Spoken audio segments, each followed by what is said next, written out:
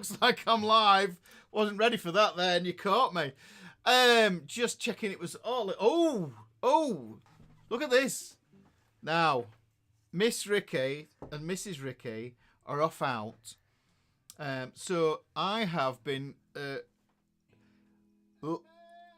left some... oh, hang on. I can hear myself in double there. Let me just move my mouse down here. Shut this chap up down here. There we go. Look at this. In my Circle of Thirds mug, I've been given my cup of tea early. And let's just see how hot it is. Yeah, lovely enough. Thank you very much. Molten lava. Oh, what have we got here? We've got a little note as well. A note for teacher. Ah, love you too. There you go. So that's it. Sup, kids. So welcome to the channel. It's Wednesday the 21st of May, 2025. Eyup FretHeads. If it is your first time here, let us know in the chat. That would be great to know. If it is your first time here and you've never seen me before in your life, I'm Ricky. I've been teaching guitar for about 36 years now, just over 36 years, a long time. I'm in Huddersfield. It's sunny outside. Would you believe it? It's actually it's lovely out there. There's butterflies and there's birds and there's all sorts of stuff going on. And I'm in a dark room with fake lights pointing at me. But this is the thing. This is what I get to do every week, is I get to teach guitar, and I love it to bits. So like I say, I've been a guitar teacher for over 36 years. I had my own music school for nearly 20. So I know a bit about guitar. I know a bit about it. And that's what I'm here for, guys. I'm here to teach you a bit about guitar. Just a little bit of the puzzle, because it's all a big puzzle, isn't it, really? And that's what we've got to do. We've got to figure out the puzzle. And today's lesson is a lesson from the book. That's what this Wednesday night guitar class is all about, is we take lessons from the book, and sometimes lessons from PDF Club, which we'll get into. But lessons from the book. What's the book, you say? This is the book. This is the book. This is the spiral bound version that's available from Lulu. You can get a paperback version from from Amazon, and I also have an ebook version that you can get on my website. I'll show you some stuff in a bit. But this is the lesson we're doing today. We're talking about this. People don't talk about this enough. Hang on, I've got to get rid of my face there. You can see my notes on it there that says to reshoot, and I have reshot it again, that video. But what we're talking about is we're going to talk about the CAGED system today, guys, and we're going to talk about... I'll probably do a bit of a brief overview of another lesson that's in there as well. Yes. Oh, wait, where is it? Yeah, it's this one. That's the one I'm doing today. Yes, so there's it. There it is. So we're going to talk about this. This is it. Linking CAGED octaves. So what we're going to do is we're going to look at that. There's two, essentially going to probably tie up two lessons in there, but I want to get into the CAGED octaves and how you link them pretty darn quick. Yes, if I'm honest. So that's what we're in about. Oh, do you know what? So this is the thing. This is the book. The book is full of 80 lessons. If you don't have the handouts, then it won't make much sense. But maybe it will. Hopefully it will, but bear with me. So that's what we're going to do. We're going to get through this. Let me just actually put I haven't done this again. I've put my counter on. Let me put my counter on. There we go. So we'll try and keep it to that. I will be doing roll call as usual. So that's the thing that I'm going to talk to you about with the CAGED octaves. Now you think to yourself, right, CAGED system, Ricky. I've heard people say that you don't need to learn it. It's rubbish and everything else like that. Look, for me, the CAGED system, the guy who coined it as that, he came up with the C form, the A form, the G form, the E form, and the D form. And that was Joe Pass. Yeah, legendary jazz guitarist. Yeah, and so that guy says everything is based around these 5 chords, which is we now know as the CAGED system, which everybody goes on about. Yeah, then there's some credence in it, I think. But for me, it's been an absolutely amazing way of finding my way around the fretboard just by knowing this stuff. So the thing, now let me just I'll just give you a preview of what I'm going to talk about in this. I'm going to show you how the CAGED system and understanding the octave patterns, what this can do is it can show you where all your root notes are for your chords, scales, and arpeggios, yes? And when I say arpeggios, I also mean within that, I'm on about triads as well, so you can think about it with triads. So it also shows you how your pentatonic boxes work as well. What else does it do? Let's have a look. So if you wanna add an interval to a triad, and you want to, then you can do that. So, or you want to modify an interval. Say you want to change key, for a singer, or for yourself for singing.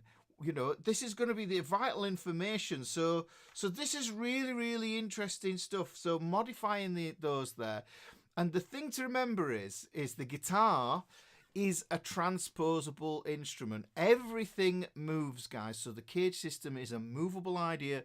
So it accesses all 12 keys. Yes, all 12 keys. Not 15 keys. Yes, I think of it as just 12 keys. It's easier. Right? Okay. So that's what we're doing today. Now, if you don't have the book, then here is the link to get the book. If you want to go there, have a nosy, see what it's about. Like I say, it's on Lulu as a spiral bound. It's on Amazon as a paperback, and you can get it on my website as well as an ebook, and you can download that, put it in your iPad, you even broadcast it onto your TV, and the videos are associated with it as well. So there's 80 lessons with 80 videos, and I've even built a community that is free of all politics, all nonsense and shenanigans, and it's all about, basically it's about guitar and just finding guitar friends. We like that. We like guitar friends, don't we? And that's called the Fretboard Fraternity. But the cool thing is about the Fretboard Fraternity is if you've got the ebook, then all the videos are in there in order. Yeah, nice and easy to find. So you don't have to go scooting around on the internet looking for them, typing them in the browser and stuff like they are in the book. But it works standalone. The Fretboard Fraternity, it's free, guys. It's there for you. Just join up and have a chat and show us pictures of your guitars and cats and everything. No, not everything. Yeah, I mean, yeah, there's certain stuff. Where's Phil? I'm looking for Phil. I'm waiting for the smut there, but he's not here yet. So what I'm saying is that this, yes, is a place for you to be. It's a nice space to just be if you're in there.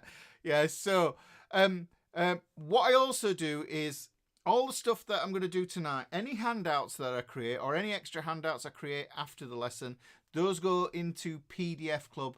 And that's an exclusive thing for PDF Club members in there. So if I think of anything that might be useful, if I talk of anything, or I've got some paper. Yeah, I've got my overhead camera on. I've got my pens. And I've got my beloved. My beloved. Look at these. They're gorgeous, don't you? Do you know something? Look at that. Ooh.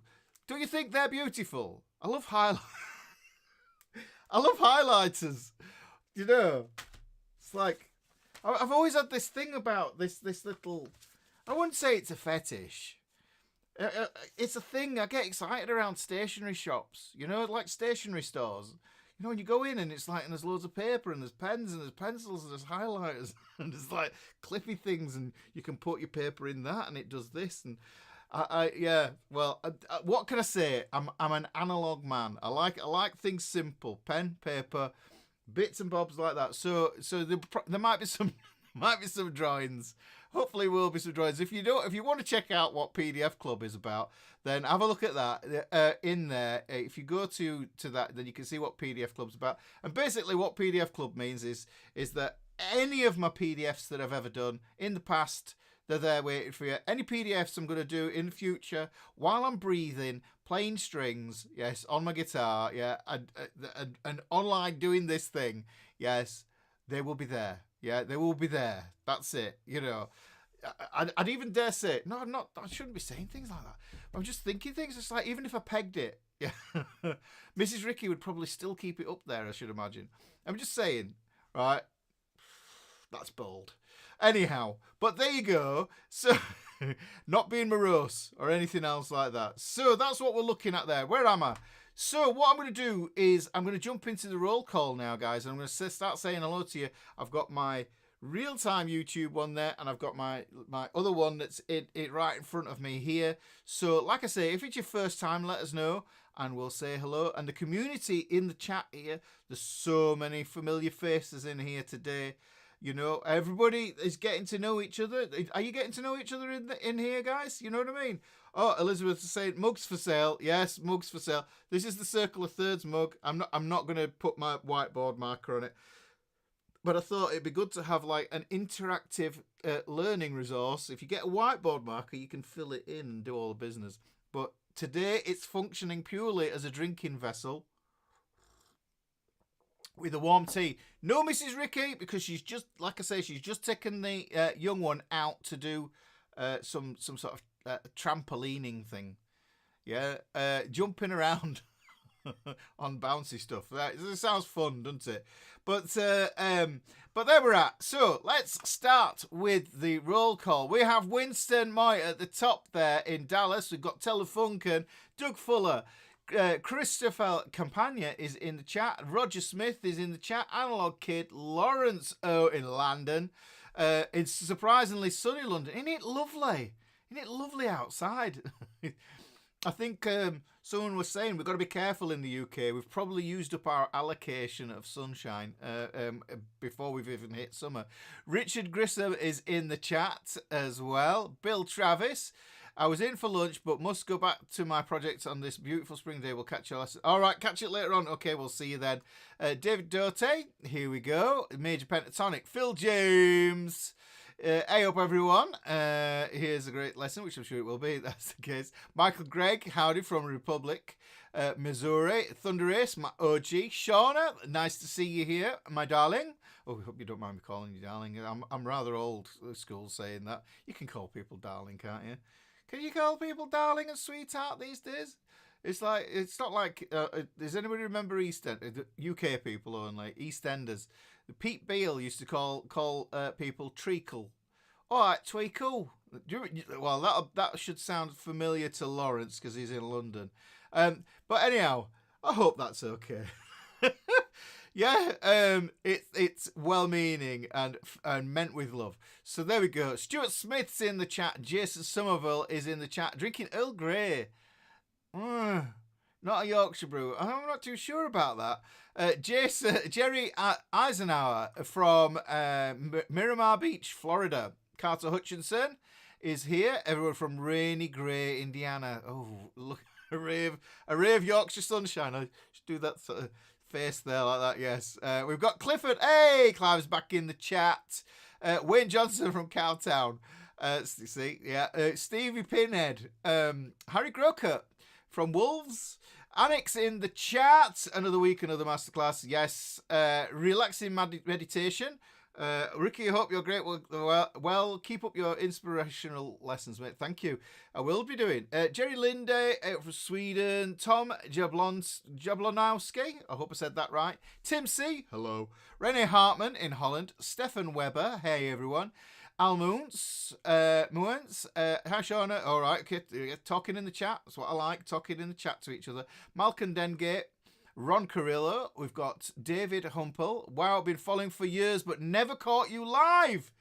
There we go. We've got a first timer. Let me get rid of that there. We've got David in the chat here, and it's his first time live. So David, here we go. Big round of applause. Thank you for turning up today. Scott Simmons is also in the chat. We've got Gumby Scores. Hi all from Van Isle, BC. Mike Allen's in the chat. It's a pleasure to see you looking even more marvellous every week. Oh, you know, Mike, I'll take that. I was just faffing with my hair before I came on because I'd done nothing with it today. I was nearly said Yorkshire. Bugger all. I'd done bugger all with my hair. and I just thought, oh, I'll put a bit of something on it. But I'm trying to grow it. I'm thinking, I don't know if it's like a midlife crisis thing, but I'm going to grow it because I can. I've still got it, so so I might as well use it, So I'm going to grow it a little bit and just see where it goes, because the plan is, if you were on me, oh, hang on, it's that side there. If you were on me live the other week, and I was talking about guitar and stuff, the idea is I think by late summer I'm going to be joining a band. And I think, if I join a band, I want look a bit more, like I belong in a band. Grow your hair a bit long, you know what I mean? Yeah, that's the thing, really. I'm not going to start wearing flares or anything else like that, unless that's the band. I join a hippie band. Maybe, well, you never know. Anyhow, I digress. Let's have a look. Cody Lamar is in the chat. Randy Smith, Paul B, good afternoon. Martha Minton, great to have you here. Mike G, hello everyone. We've got Elizabeth Azud, week 1 of live classes for me too. Way, there we go. Let's have a look, a little bit of variety. There we go, we've got it. Norman Vine, welcome. Good to have you here, Elizabeth.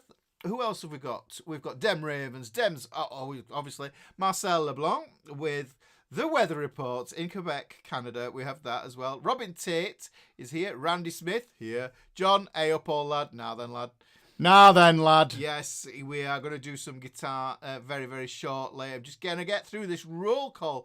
Michael Merullo. Oh, hello. Hi.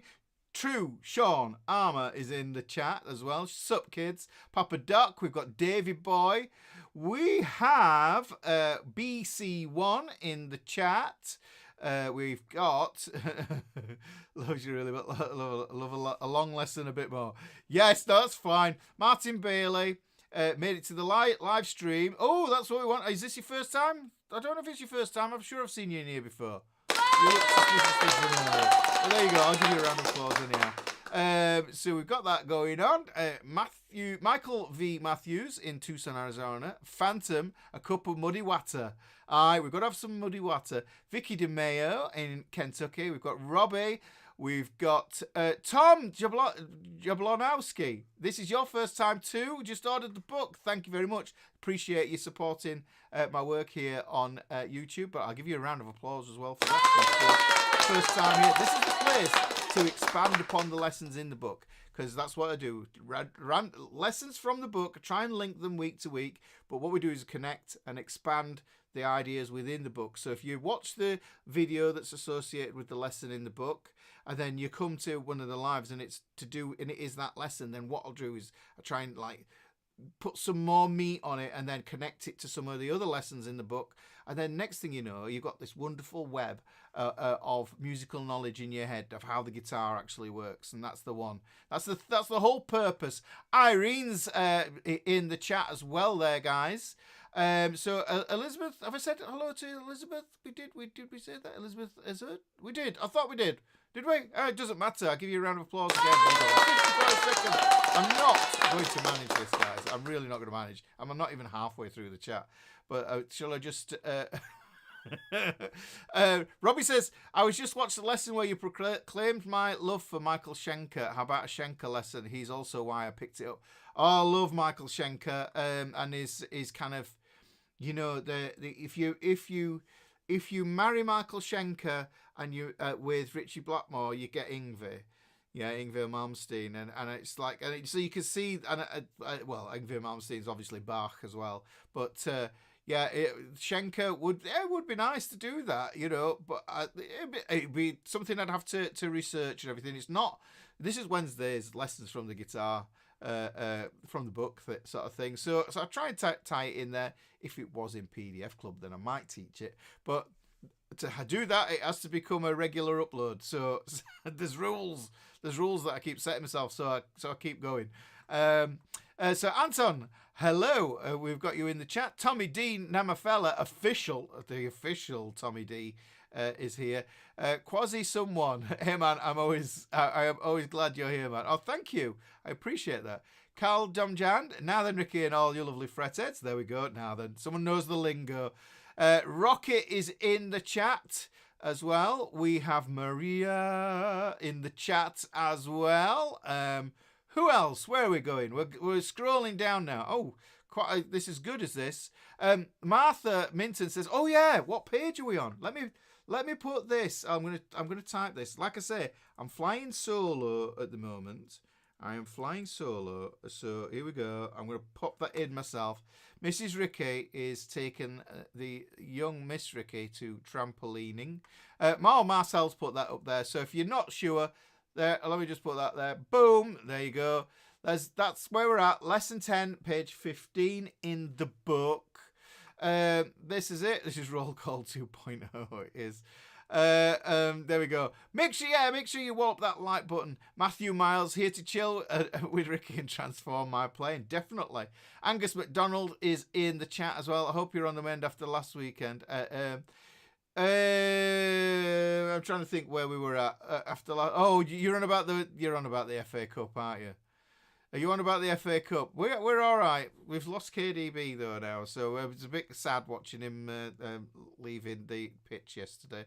We stayed up, but we did have a 3-1 win, which is good. Which is good, you know.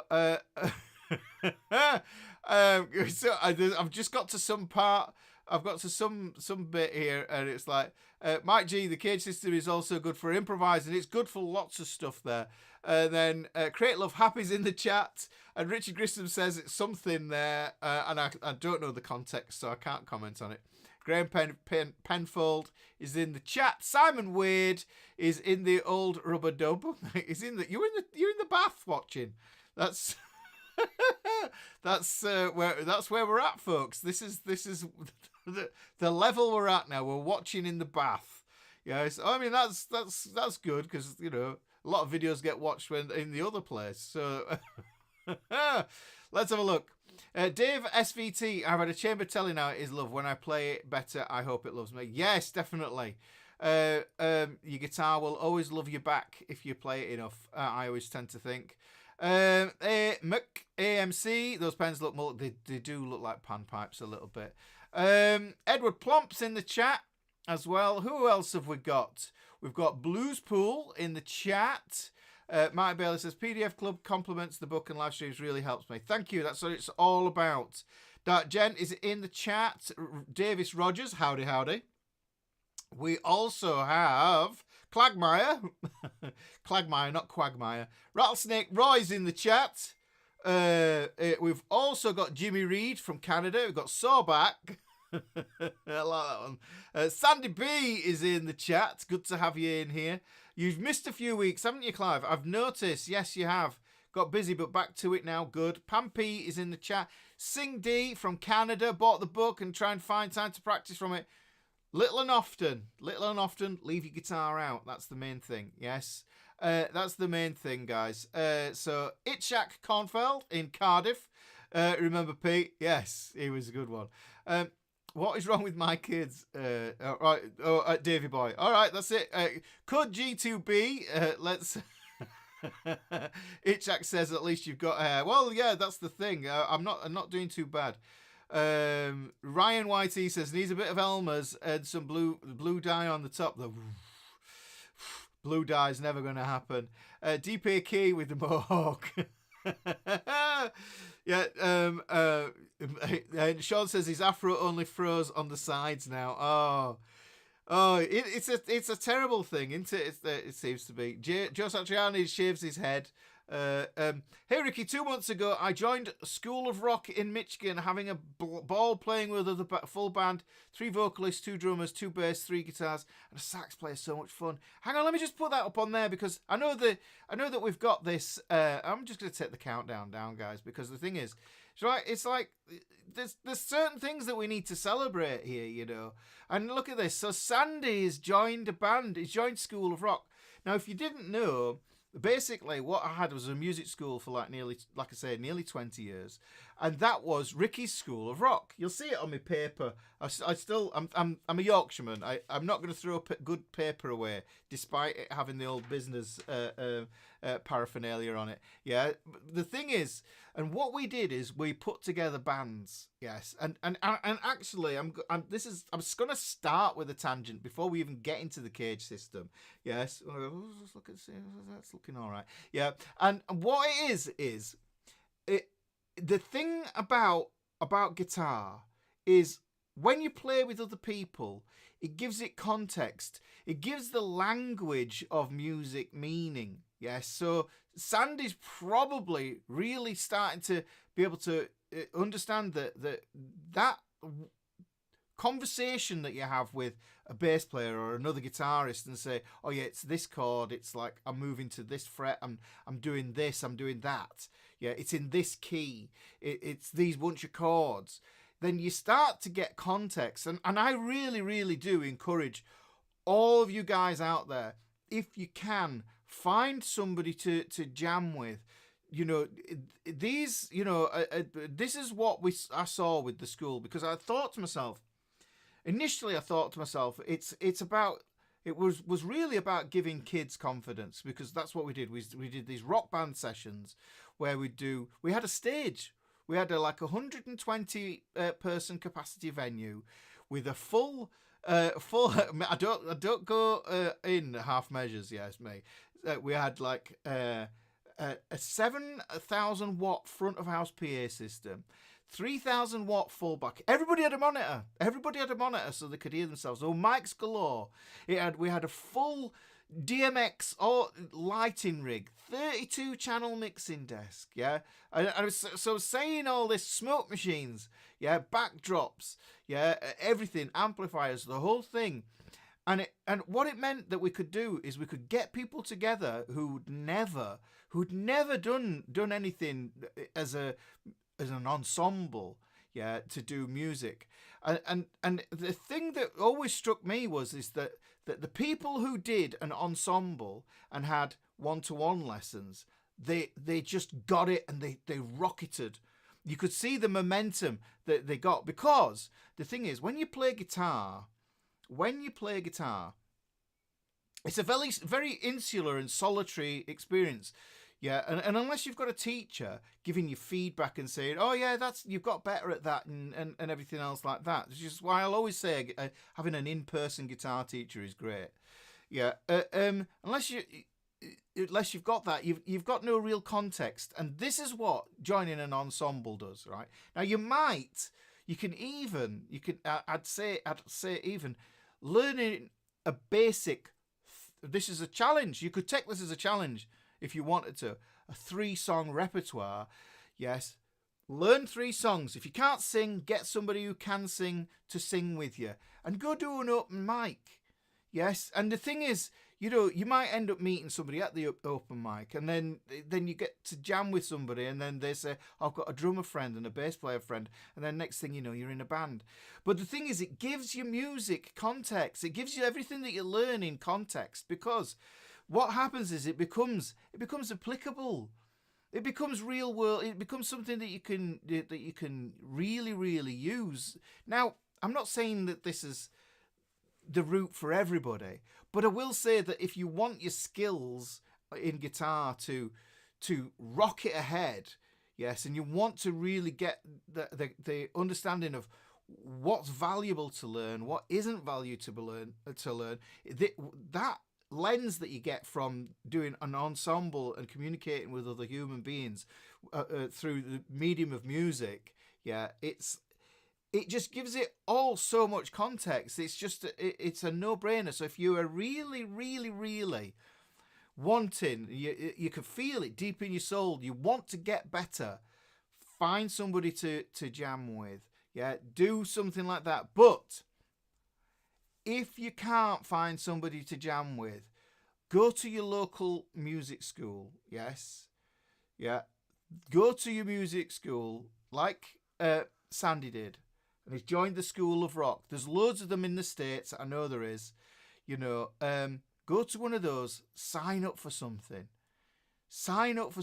Do if there's a weekender. If you see some weekender, you might think to yourself, I don't feel brave enough. And the thing is, right, well, hang on. I'm gonna like give a dose of real talk. And I used to do this. You guys, you're my students, so I'm going to tell you real talk. And here's the thing, right? Not being morose. Yes, it really isn't. Yeah, you're gonna die. What have you got to be scared of? Really? What is there to be scared of? If you have this notion in your head that you would like to communicate through your guitar and share that experience with other people, and you want to join a band, but you are stopping yourself, you're getting in your own way because of fear, because all fear is the false expectation about reality. Yeah, this is it, guys. You know, it really is. It is one of those things because the thing is, you know, if you did these sessions, yeah, and I taught hundreds of these sessions with putting bands together and of kids and teenagers and adults and everything, and I can tell you the adults are the ones who are the kids. Yeah, they just stumble in and they go crash bang wallop. Let's get stuck in and you know. And then if it goes wrong, they kind of go, no, it's okay. Because when you're a kid, you know, things go wrong a bit more frequently. But when you're an adult, you kind of say to yourself, oh no, I'm meant to get everything perfect every time. Perfect every time. Ooh, yeah. I can't be seen to be failing at something. Why not? Why not? Why not have a go? And even if you're absolutely rubbish, but you enjoy the people, you enjoy the experience, yes, it doesn't matter because that's what it's about, isn't it? Don't you think? Do you really think? Shauna said she's frightened. Yeah, so Sean's saying I'm going to die. But the thing is, look, it puts everything in perspective, doesn't it? It's inevitable. People hold back because they worry too much about what other people think. Yeah, we hold back and we think, right, oh, I can't do that. You know, I'm not, it's not in me to be like that. And it's, but the thing is, but secretly, they have this like thing that says, but I would like to. I'd really like to do this, you know, but no, I'm scared, you know. There's no time. We have no time to be scared and live in fear, guys, you know. I can feel that. I'm 56. Yes, I'm 56. And it drives me potty because I'm closer to 60 than I was to 50, which felt like half a breath ago. Yeah. And I'm saying to you, this is because I know a lot of you guys are a lot older. You know, you're similar age to me, maybe a bit younger. You know, when it comes up, you know, it's like, you know, you don't know. You don't know when your number's up. So the thing is, you've got to do the things that make you happy in life, don't you? Really? Does this make sense? Does this make sense? Let's have a look. Let me just catch up on the chat. I just went off on a wobble there. I had a wobble. So, oh man, Sandy, I'm really, really, really, I'm proud of you. I'm proud of you, Sandy, for doing that. It's just like, this is what it's all about. Jam sessions. Let me scroll down, see where this. Dave SVT says it might be a first timer, but at my age, how would I know? Yes. So let's have a look. And I was scrolling down and just seeing how everybody's going on there. Brian Keith Dennis says, book on the way. Lovely. Mijoma, thank you very much. Book's there as well. So let's have a look. John C. in Galway, Ireland. I'm just carrying on the chat here. But look, you've got to put everything in its place, you know. Sandy says, look at that. How would you feel about that? We have a 5 gig lined up at local bars. You know something? I have done so many gigs where people have been so scared, like I say, and then straight away afterwards, honestly, to the point of it's like tears, and I'm talking grown-ups, yeah, and then afterwards it's like, when can we do that again? Can we do that again? And it's like, it's one of those things that once you've done it, yeah, it's like eating chocolate, yeah. First chocolate bar you ever had as a kid, and you're like, what's this? You knew you were never gonna quit chocolate. I know somebody who doesn't like chocolate, and I think just like, what's wrong with you? Yes, Martin says it. Look, playing in a band, you will help you learn so much, not just the technical space, but under the space. Exactly, you will learn to communicate this.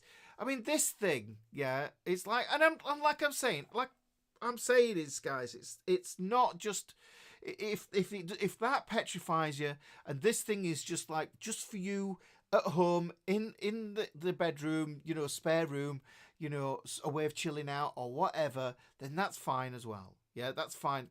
It's serving a need there. But I know that a lot of people, what happens is they play when they're young, then the teenage years, then next thing you know, it's college, university, job, salary, mortgage, kids, and then it's like, and then all of a sudden you find yourself in the now, where you go, well, that went fast.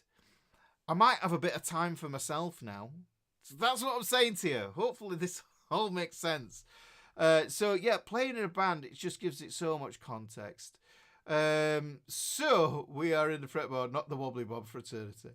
At my age, wobbly bob will describe something else. Rocket. Cody Lamar says, "Hey Ricky, just bought a candy apple red Gretsch. It is so easy to." Oh, there you go. This is the thing. It's lovely finding guitars. Shauna, no need to be frightened. Stage fright. Well, stage fright it's all in your head. I know that sounds like a kind of a blasé thing to say, but stage fright, I've had it. And, like I was saying in my broadcast, I did a Saturday stream a while ago. I told everybody that like when I was a teenager, I was a breakdancer. Once I entered a breakdancing competition. Yeah, I know there must have been about 3,000 people there. Yeah, and I had to go up and dance. And I'll tell you, my legs were wobbling. And it was on a stage in front of everybody, and I was like popping and locking and doing the business. And, but afterwards, I got so much, like respect, patting on the back, well done, man, you know what I mean? And everything else, everybody else, like, it's just one of those things, right? Okay, that's what I'm saying. Stage fright. I have some tricks for that. It says I'm 21 again. Yes, that's it. There you go. So hopefully this makes sense. Anyhow, life is too short. Death is a curse. It's the ultimate motivator. If you think about it as being the ultimate motivator, yes, and that's the thing. And I love, there's a saying, I can't remember who this is. I think it might be Sean Cannell from Think Media who said it. Yeah, it is. And he said, have I got it somewhere over there? Oh, yes, you have unlimited success on the other side of execution. So do the thing, yeah, and then once you've done the thing, then you can have an opinion about it, and then you can talk about things. And I think that's the same way that we talk about this stuff. And theory and everything else like that. And it's what happens is, and I think this is the way we think about it, is like, if you know absolutely the thing that you are talking about, you can talk about it with confidence. Yes. And that's really empowering. I can't state how important that is. But if you kind of have a sketchy notion of what it is, then you are going to be reticent to actually pipe up and join in a conversation. And this is the thing. So really, the best way of getting the experience and that knowledge and having that foundation that gives you the confidence to talk about the thing and to really immerse yourself in it and experience it, i.e. making music, is to do something like that. Yeah, join a band. Yeah, do a gig. Right? And afterwards, then you've got it. You've chalked it off, and you go, right, okay. And I also think as well, this is another benefit, is that it keeps you honest. It keeps you honest, yes, because you might be playing one day and you think to yourself, oh, look at me, look at that, I'm doing that, that's really good that I'm doing there. And then you pick up the guitar the next day and you go, oh, that's crap, that's not going too great today. So the thing is, it's like when you're in a band and then you find out what you can do and what you can't do, and if you can do it in time and all that sort of stuff, and then that just going to take your skill level up. But that comes from your practice. Yes, practice. Yeah, practice and performance are two different things, guys. So you got to have all that down. The Analog Kid, 71-year-old metalhead, just sounds so counterintuitive to be a metalhead at 71 years old, doesn't it? It's like when I were a lad, you used to remember these old geezers going to raves and stuff like that, and you're like, oh. But now it's like, no, metal is it's quite an old genre now, isn't it? No, don't mean not. Analog Kid, I'm not saying you're old. I'm just saying it's been around a while as metal, hasn't it now? So we go. 70 years, Ricky. Guitar makes me feel young again. This is the thing. This is it. Let's march together. Rockstar by 60. Jimmy Reed, I'm just going to pop this in the chat. I'm sorry, guys. I'm not starting the lesson yet because we're on this, because it's important. There's a message here. And I feel that it's my job to talk to you about it, and because I've talked to so many people about this. Jimmy said, I started playing guitar at church, took a while to get over the nerves, but now he's having a lot of fun with it. Do you know, just isn't life just this battle with, you know, talking yourself into things and talking yourself out of things?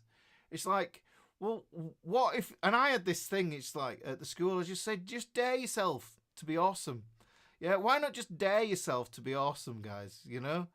And it's like, go on then. I bet you daren't join a band. Go on. Just you need to take yourself on and take this attitude where you go, yeah, I'm going to do it, or whatever. But the thing is, it's like, it does take a while. The nerves are going to be there. But did you know the nerves are only really there because you care? And that's the beautiful thing. And you can take those nerves, yeah, and you can take that, you know, because everybody thinks it's stage fright or nerves or whatever. It's like a negative thing. It isn't. It's a signal. It's feedback that this is important to you. But and in the same breath, it isn't important.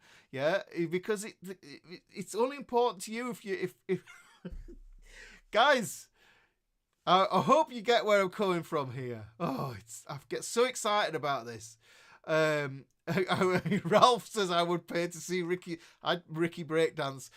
I would pay to see myself breakdance these days. Tricks for stage fright. Let's hear them. You can't not say. Okay, one tip for stage fright, and this is something that I learned, and it is switching into your peripheral vision. Okay, so I'm looking at the camera now, and the thing is, I'm very focused on what's in front of me on the camera screen, because I've got an auto cue teleprompter thing here, yeah, so I can see what's going on with everything. And what you do is, if you switch to your peripheral vision, yeah, so instead of your focus vision, you move into your peripheral vision. What happens is that disconnects the emotional stimulus that you feel when you're looking through your eyes. So you're looking at the stage, and every time you look at the stage, you're thinking, I've got to go on there. No, I can't go on there. And it's like, switch to peripheral vision, and it disconnects the emotion. So then what you can do is you can control it and focus on what's logical. Yes, on the logic of doing the thing. You can gather your senses, calm yourself down. Yes.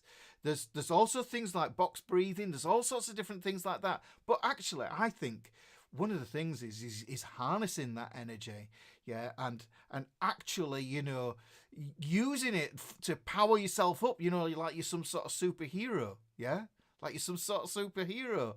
I'm trying to think of those Japanese anime things, you know, where they fire like bolts of energy out of their hands. That sort of thing. You take that nervous energy, you pull it in, and you say, and then you turn it into a fanfare because you're about to announce yourself, you know, on there.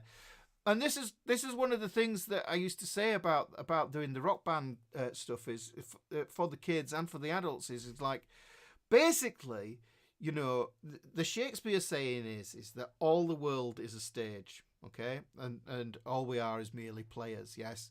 Well, if it is a stage, yes.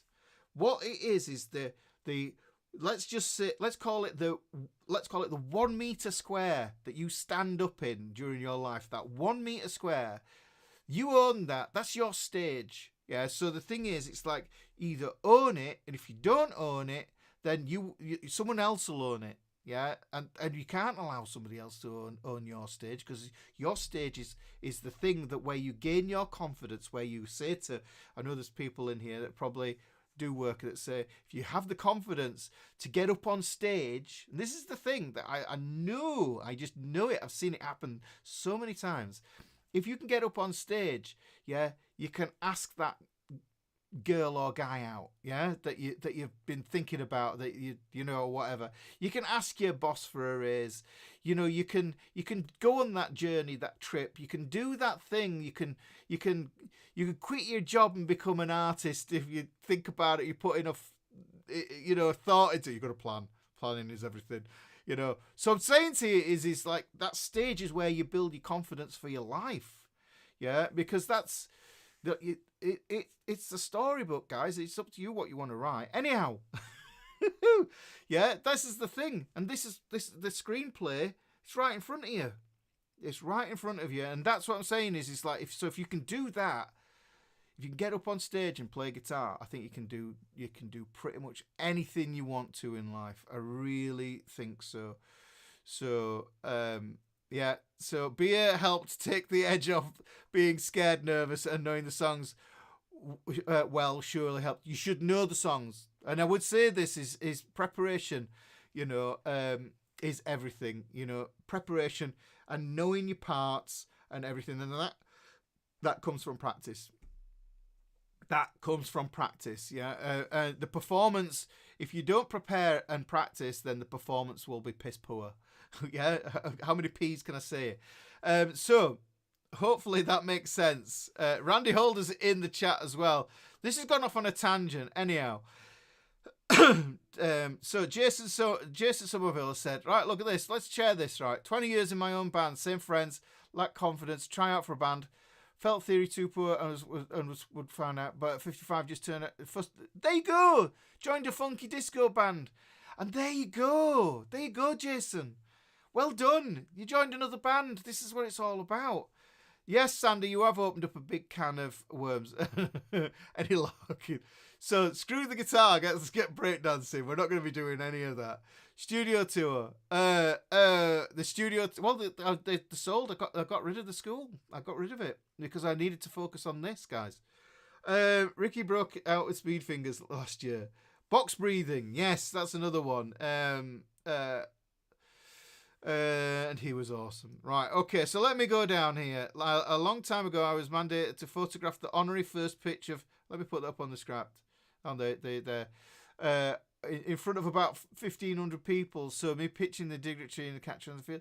Do you know, it's like, but these are the things, these are the tales that we talk to ourselves with, that we remember and we think about those little milestones, Marcel. So they're really, really, really, really, you know, important.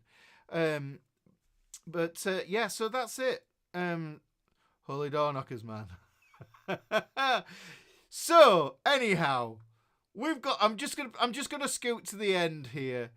Sean says, I don't have any confidence for my life. That's why I live under the stairwell. Ricky, time to start a motivational speech. Oh, guys, you don't know the half of it. You know, I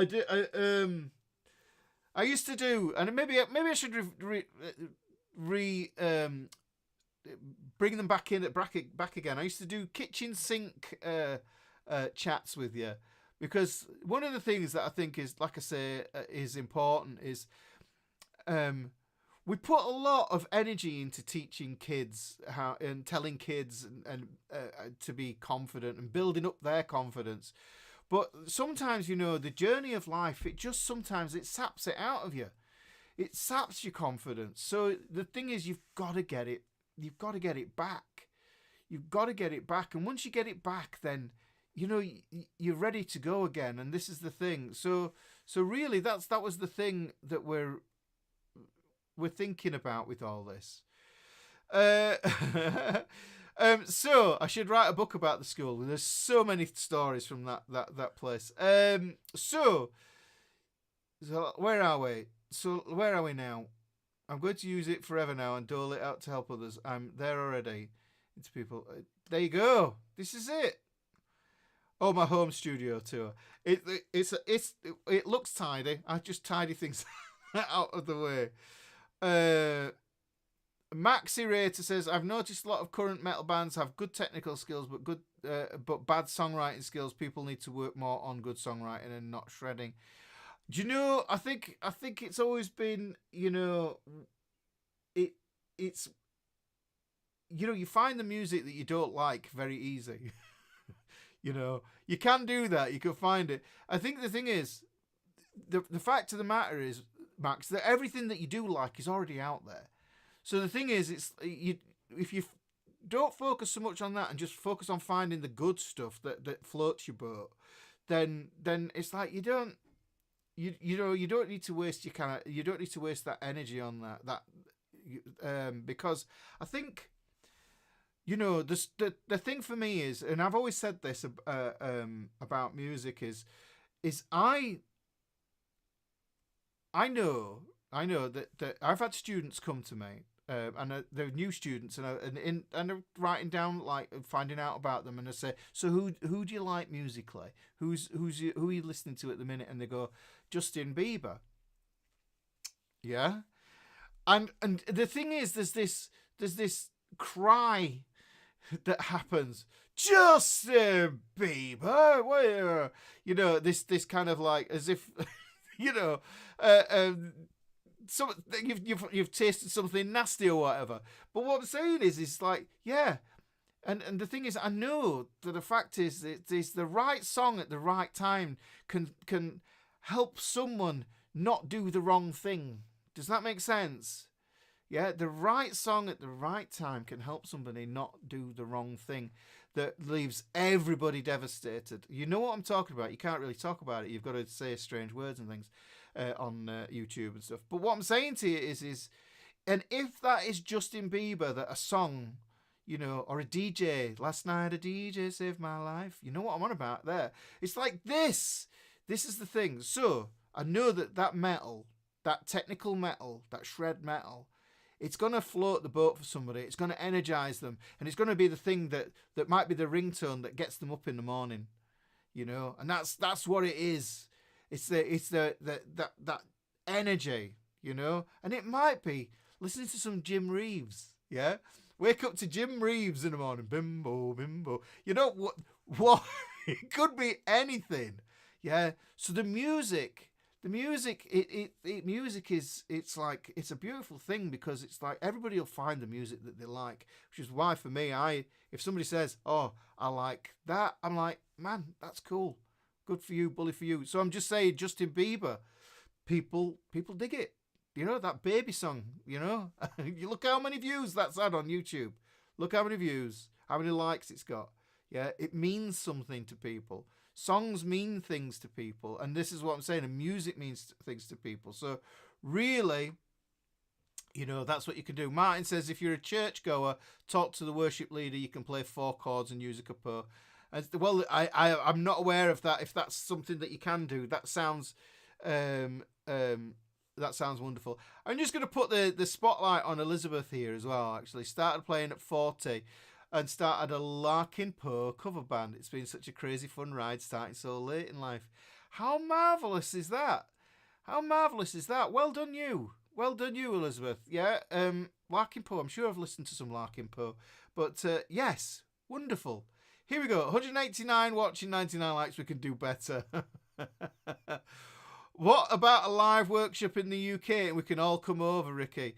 Do you know something? I've already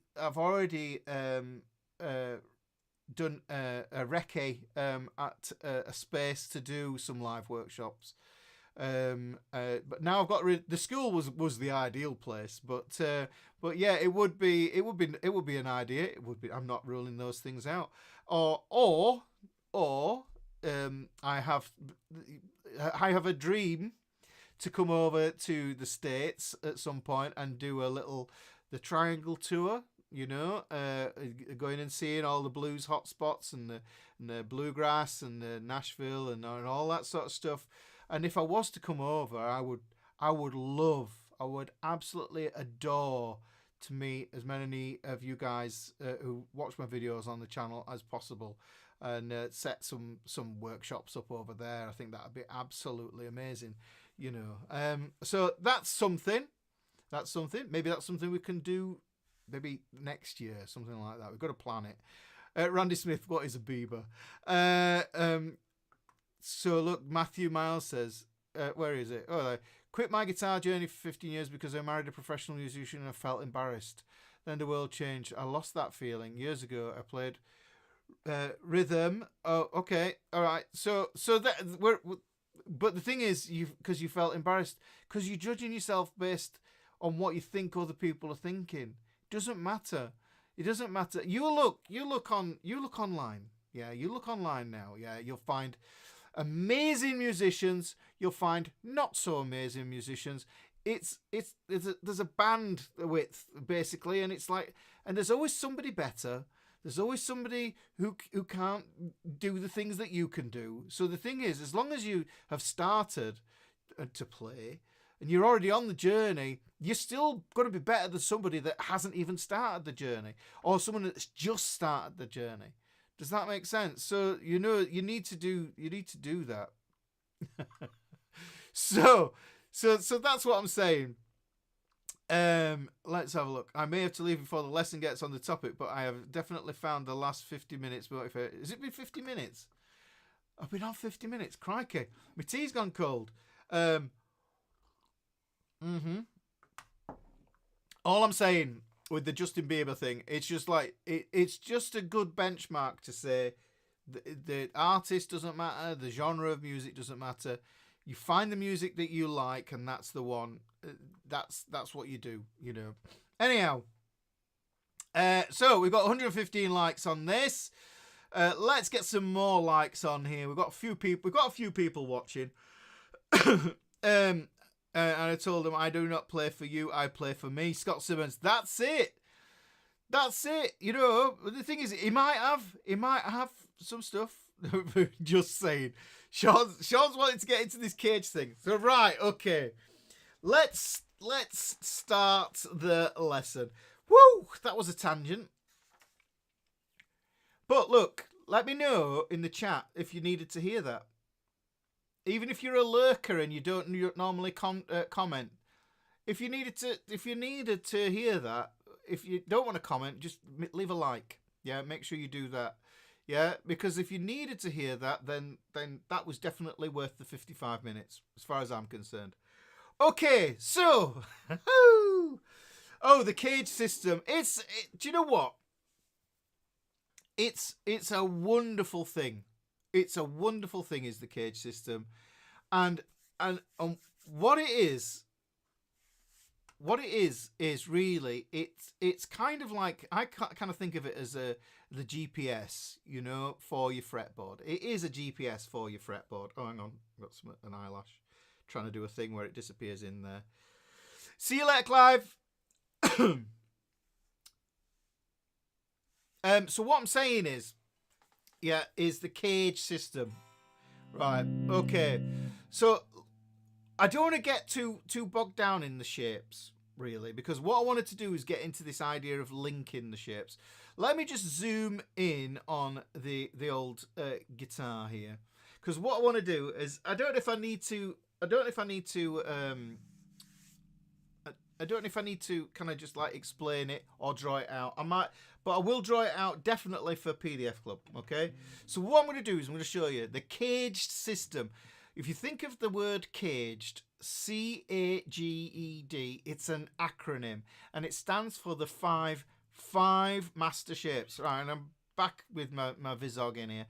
Guys, these chord posters, have you seen these chord posters? It's like, there's like 40,000 diagrams of chords, you know, and the worst thing is they try to put all the B chords in, and the F chords, and it's like, and it's just a nightmare to try and navigate, and I detest them, because they're doing such a disservice to a learner who thinks that it's a good resource, because you don't realise. This is where the cage system comes from.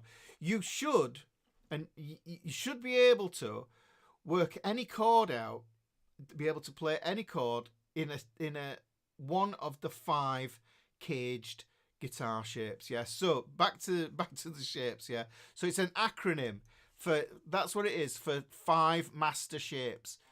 So we don't need those posters with like 20 gazillion diagrams of different chords in, and a lot of them are just like theoretically playable. And if you can't play them in the proper way, cheat.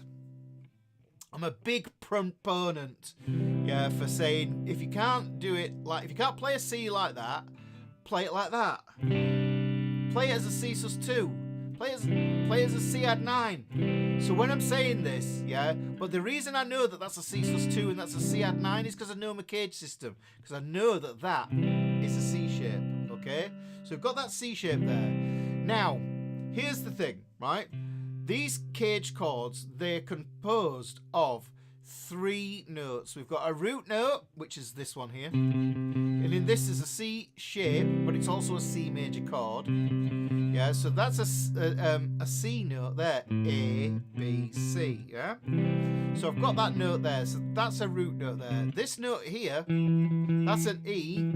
That's the 3rd of the chord. And then we've got the open G string here. And that's a 5th. So we've got this root, 3rd, 5th. You can hear it. You know it from Kumbaya. Yeah, Kumbaya. So you know the sound of that. Now, what I do is I put this first finger on here and I repeat that root note there. So this is a B string. So if I go up a half step, then I get a C. So that's a C and that's a C. And those are the 2 notes I'm looking for to pull out the octave. So I'm thinking to myself, there's the chord, but there's the octave. Those are the notes that are hidden within that chord, okay? So we do this. We've got that there. Now we've got another shape. We've got the A shape. Now in the books it'll be like that. It's somebody else's books, not my book. My book, it's in like that. Yeah, you sometimes see it played like that. Some people play it like that. Yeah, but all we're really doing is we're holding down the 2nd fret on the D string, G string, and B string, and it forms this little stack of notes there. Yeah, going from the ceiling to the floor. And I always think that this one sounds like bless them all. Okay, so we've got C and we've got an A. Now that's visually, for me, it's a diagonal shape. This is like a stack of notes, like a little tower of notes there, like that. Okay. Now the next, and the thing is with this is what I can do is within that I've got a root, which is this open A string. I've got a 5th, and I've got a root, and I've got a 3rd here, and I've got another 5th here. Well, what I'm going to do is I'm just going to extract the open A string root and this one at the 2nd fret here. So that gives me the octave shape within that A shape there. So look at that. 2 notes on that C shape, 2 notes on the A shape. And I'll come back to something with that. Oh, would you believe it? Ragnail. So there we go. So we've got that there. Okay, so that's the A shape. Let's look at the G shape. Looks completely different, and the G shape covers 6 strings, yes? So there's the G shape. It's another diagonally sort of shaped chord. But the thing is, what we're doing is we've got the root note here. So we've got the root here, we've got the 3rd here, we've got the 5th here on the open string. So we get that kumbaya again. Yeah? Just on those first 3 strings there. Right? Now we nearly get it there, but we've got 2 kind of G shapes. We've got the 3-fingered Dylan G, or we've got the 4-fingered Oasis G. There, okay? So what we do is we can take some of those notes and realise that we've just doubled up on them. So that's the root note. That's the root note here on this open G string. And this is a root note because the E string is a mirror of this one. Whatever happens on this E string is going to be happening on this one. So this is a G. Jump over onto the thin E.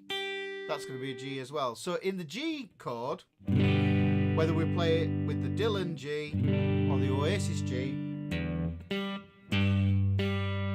we've got 3 root notes in there. So we've actually got 2 octave shapes in here, but the one that I like to focus on with this one is the one that goes from the G string to the E string there.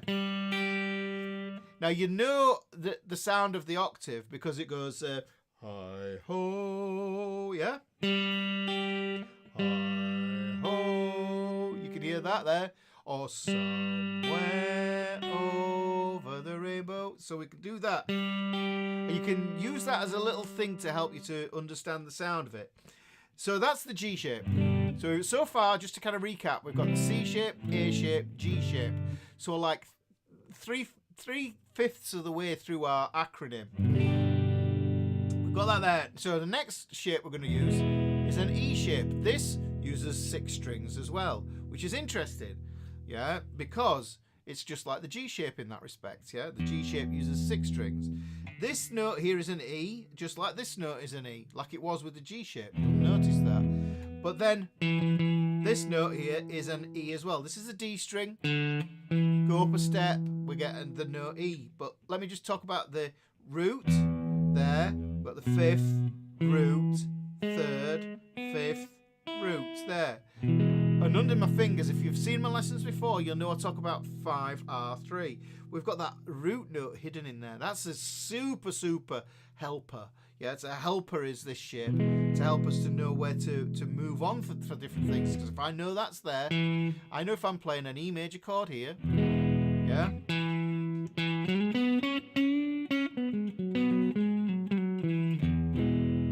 I know I can play an E major pentatonic there, or turn it into a major blues as well. So you see, wherever that happens, look, do it here.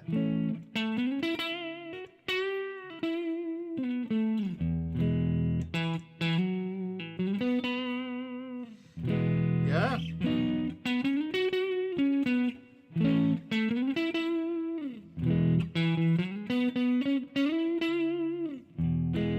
So hopefully you can see there, it was just, because I know where that root note is there, then I can hear where this is gonna go.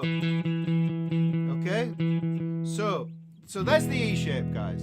Now all those shapes that I was showing you, I could do that with all of them. And this is the thing. So I will get into that in a little bit. I'll show you that in a little bit. I get a bit ahead of myself. Got quite excited about the old motivational thing at the beginning. Now, this is the last shape. So just to recap again. C, A, G, E, D. These are the 5 forms that Joe Pass called, yeah, the caged forms, yes? Now, this is starting on an open D string here, guys. We don't play the E and we don't play the A. We start on the D string, which means we're playing 4 strings. So, okay, so we're playing 4 strings. So this is the root note, 'cause it's a D. This is a 5th, this is a root, this is a 3rd. It's another of those 5R3 shapes. But I know I've got a root here. Yeah, because I've got an open D here and I can see where that octave lives. So if I look at the shapes that I had there, and I've got my 3rd there, 5R3,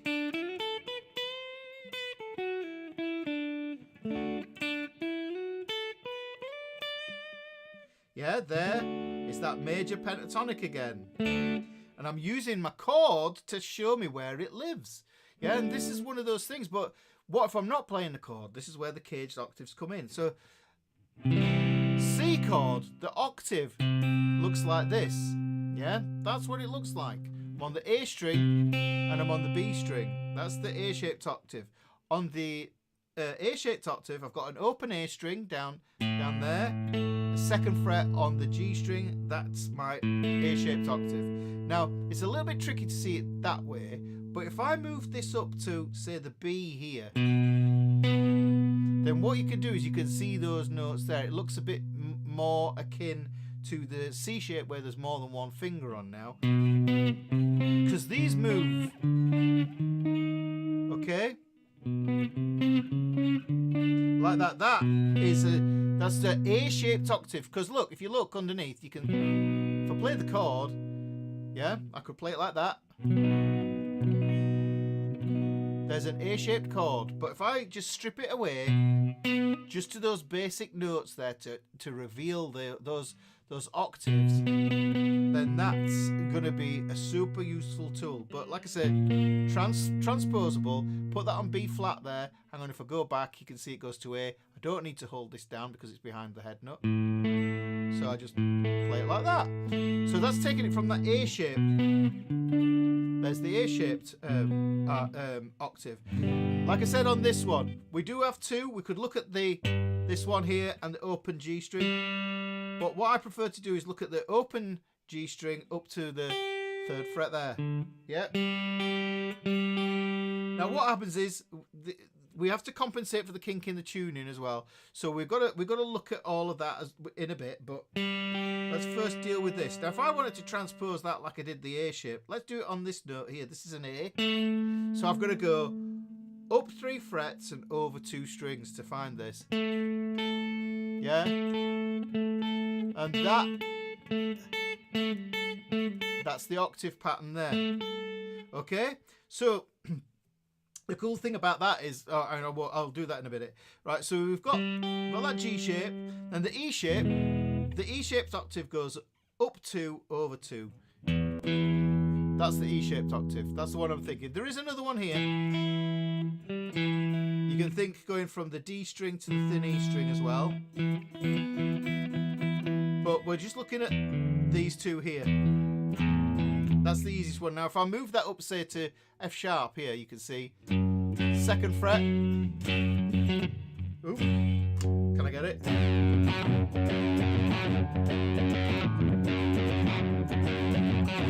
It's been a while since I played that one. Is that right?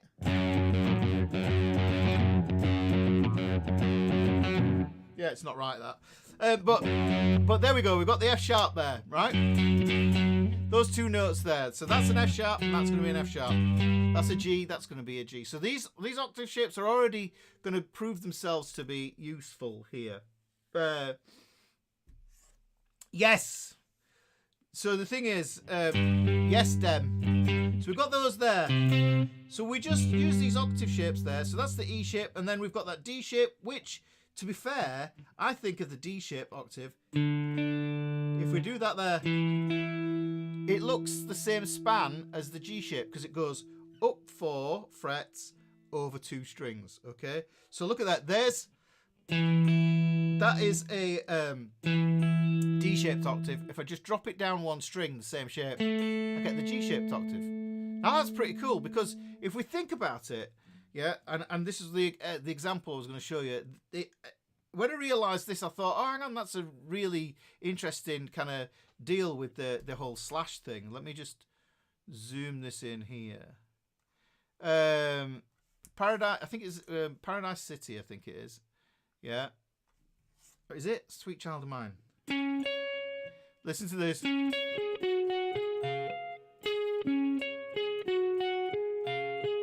Look at this. The first 2 notes are a D-shaped octave. Then we've got this filling in note. Then we get a G-shaped octave. Yeah?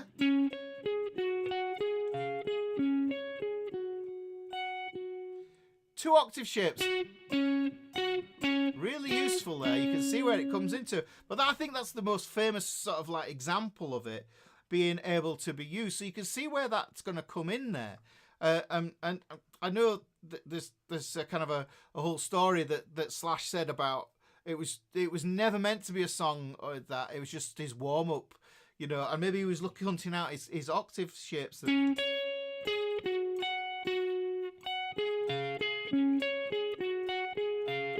Yeah, wow, yeah, we'll use that. So that's the thing. It's crazy, isn't it? That's probably paid for his house. It's that little noodle, right? So what I'm saying is that's the 5 shapes. Now, what happens is what we can do. This is the way that the CAGED system really gets shown to you most. So I'm going to zoom in on this. Let me just come back a bit here and go there, so you can see a little bit more neck there, right? Okay. So now I showed you these chords. So those octaves that I showed you, we're born of these 5 shapes: C shape, A shape, G shape, E shape, and a D shape. Okay, C, A, G, E, D. Okay, and that starts back again. So each shape goes back into the other. So we can see that as well, how that works. I'll show you that in a minute. Right, so we've got this D shape here, right? But let me just, what I'll do is I'll join these up. And this is the beautiful thing about the CAGED system. If we played it just as chords, okay, just as chords, then we can link them up. The C shape, the thing to know about the C shape is it doesn't use the thick E string. It uses 5 strings here. I said this was the root note here, yeah? So that there, that is also the same root note that I'm going to use for my A shape. So you can see that the C and the A shape link up to each other. This is an intersecting note between both shapes. So got that there, then the A shape here. Okay? So there's C, there's A. Now what happens is, you see these in your E shape. If you look at your E shape, and if I take this if you look at this A shape, I'll say that again. If you look at that A shape there, I can hold it like that. If I take that back, all the way back, you can see that it can be formed with the open strings of the D string, the G string, and the B string. Well, if that's the case, what happens is, if I play a G chord, if you play a G chord, the notes I'm holding down are on the E and the A string, and on the thin E string, the D, G, and B strings are ringing open. Yeah, and actually there's a secret hidden A shape that's playing in the head note. There's an A shape playing in the head note. Okay? Now if I take that there, I can think to myself, that's a G chord. That's as simple as it is. You can play a G with no fingers. Like that. Now if you want a fake slide effect, just hold that there at the 12th fret. Yeah? Hang on. You can do all sorts of wacky things with it. Okay, so look. So that is in there. That's hidden in there. So before, what I did is I played this C shape, joined it to the A shape, and now if we follow the sequence, C, A, G, that's the next one. Okay, we go. There's the A shape. There is the G shape. Now it's horrible to play. Yeah, but you can hear it's the same chord, and this is where the capo comes in. Oh, I don't think I've got my capo out here. No, it's over there. Right, I'm not going to go reaching for it. So the thing is, but what we do is we don't have to play it like that. I think I showed you the way the other week that you can play it like this in as a first inversion, and this is the way I think about it. Okay, you can play it there, but as long as you visualize it. Yeah, there. Now, here's the cool thing with the G shape. If we look at that G shape there, yeah, there's the G shape. Can you see? It's the same shape. I'm just moving it up here. Now, this note here is the root note of the chord. It's still a C major chord, this.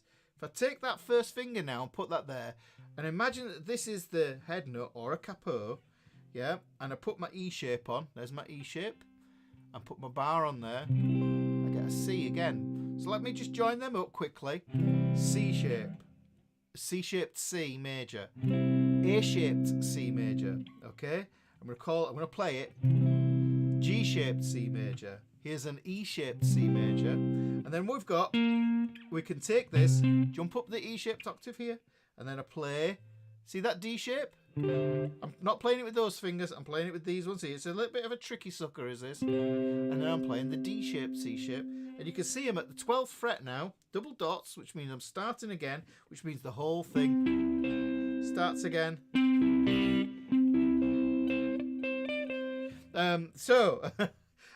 But the thing is, they've got that C shape there. Now I could bar that and play that as a bar chord. A shape, G shape. And then you can see that I've got my G shape there, and I can go on up, carry on up again, and just repeat everything, because that's what happens is those double dots there, they just mean repeat the same patterns above the neck, above the 12th fret. That's all it means. Yeah, so you've got a D there. It'll work up here. Okay.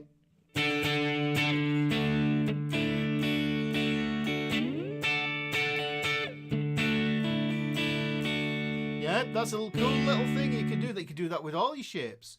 So here we've got that. Okay, now what I did is I showed you all the chords linking up there. C, A, G. That's how I play it these days. E, and the D shape. I kind of play it like I play it in a few different ways.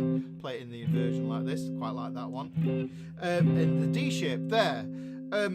So we've got those there. But what I want to do is I want to strip those away and go back to just playing the octaves. Okay. C-shaped octave. Look, you see where this third finger is? I replace it with my index finger, play the A-shaped octave. Now what I'm going to do is I need to jump up into my G-shaped octave because it goes C, A, G, E, D. C, A, G. Okay? Now what I'm going to do is, because this is a thin E string, I'm going to jump over to the thick E string because it's the same note. Yeah? I play the E-shaped octave. So C-shaped octave, A-shaped octave, G-shaped octave, E-shaped octave. That's on the D string. So it gives me the D-shaped octave. Okay? And then what I'm going to do is, because I'm at the end of the sequence of C, A, G, E, D, I'm going to go back to C again. And that pinky there is telling me that I put my first finger, I play the C-shaped octave. I'm there again. Do it on the A-shaped octave, G-shaped octave, E-shaped octave. I've run out of frets. How cool is that? So the thing is, what we can do.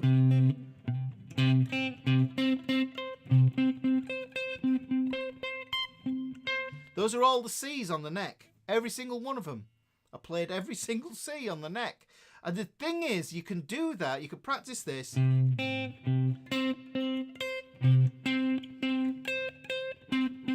To help you to navigate your way around the fretboard, along with all the other fretboard tricks that I basically teach on my channel. Okay, Randy's passing notes at work. Can't get my fingers around the full. No, the bar chord versions they're a bit hard. Yeah, so the D shapes are a bit weird. There's another lesson coming on that. So the thing is, what we could do is we can take that. Now, sometimes as us guitarists, we tend to think very much coming from this is the epicenter of everything. This is the origin of everything. Everything starts on the E string. Yeah. So the thing is, well, let's look at that idea. Yeah. And if everything starts on the E string, which is why you need to learn your E string, yeah, is because of those E shapes that we play as bar chords. There's an F sharp, G. It's just the same shape. I'm just moving it. I'm transposing it. Well, we can do the same thing with the octave.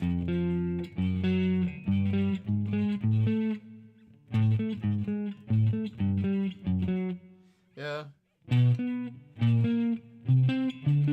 Yeah, so I was hearing something, but I didn't get it. But we've got this. So this is a D-shaped octave. So moving down those there. But the cool thing is I know I'm starting on my E shape, because if I'm starting on my E shape, I just think of the acronym CAGED. Yeah, so I go E shape. Well, what comes next? C, A, G, E, D is going to be next, and my third finger is going to show me that straight away. Let me zoom in a little bit more on that. That third finger is giving the game away. That third finger's on the D string. There, look, it's telling me. Oh, there you go. So there's the D-shaped octave, because that's on the B string. There, and now my C shape comes next. Okay, there's my A shape. There's my G shape. So what you can do is you can practice this, guys. All right, I'm going to give you some actionable homework after I've had a little sup of this lukewarm tea. It's not even lukewarm now. What I want you to do, guys, is practical homework. Get a sheet of paper, write all 12 notes out.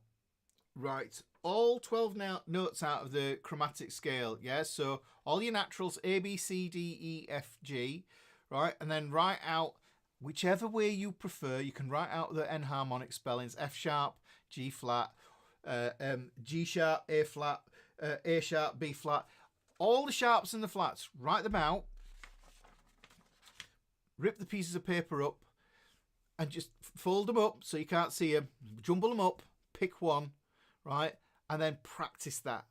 Just practice one of those a day and using this way of hooking all these notes up. So you're in your bag, yeah, or little. I had a little bag that I used to do with my students. I'd make them reach inside and pull one out, and then they go, all right, okay, it's an F, or it was all right, okay, let's just imagine it's a B flat. Let me just switch back. So, all right, they've got a B flat. Okay, which is the B flat that you can find lowest down the neck? Well, that's a B there. So we can't go any lower than that. So that's the closest to it that sounds logical. But if I think about it, that's a B there. So if I go there, that's a B flat. It's on the A string. Because it's on the A string, yeah, I can think to myself, well, which shape is it going to be out of the CAGED system? The C shape, that's a 5. That has its root note on the A string. But so does the A shape, okay? Can it be the A shape? Well, it kind of could be if I did that. Oh, hang on, I've found it. There's the A shape, okay? But it can't be the C shape because there's not enough frets going backwards. So there's the A shape. And what comes after the A shape comes the G shape. So I'll connect that up there. Let me just play those. I'll just focus on those for a minute.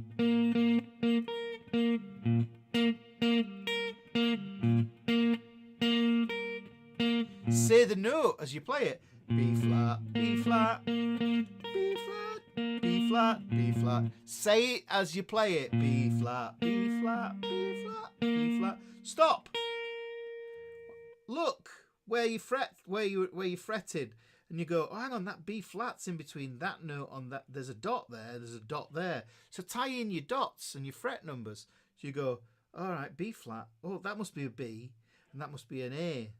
Okay, yeah, of course it is. That's a B, and that's B flat. All right, so B flat is also an A sharp.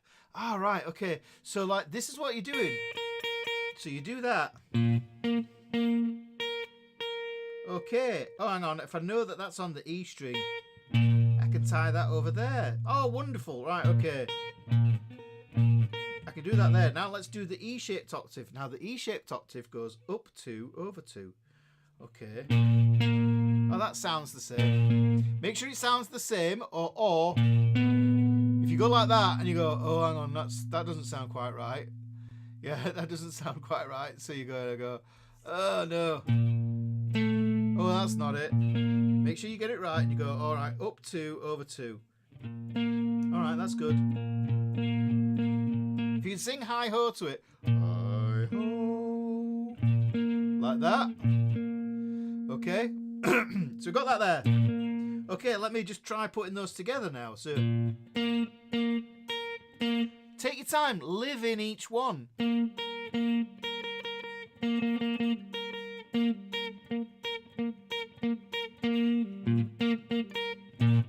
Right, so E shape, what comes next? So you say to yourself, C, A, G, E, D's next. Oh yeah, that makes sense, because look, I'm on the D string. And remember, the D shape and the G shape, they both have the same thing going up. They go up 3 over 2. 1, 2, 3 frets over 2. So we go, all right, that's cool.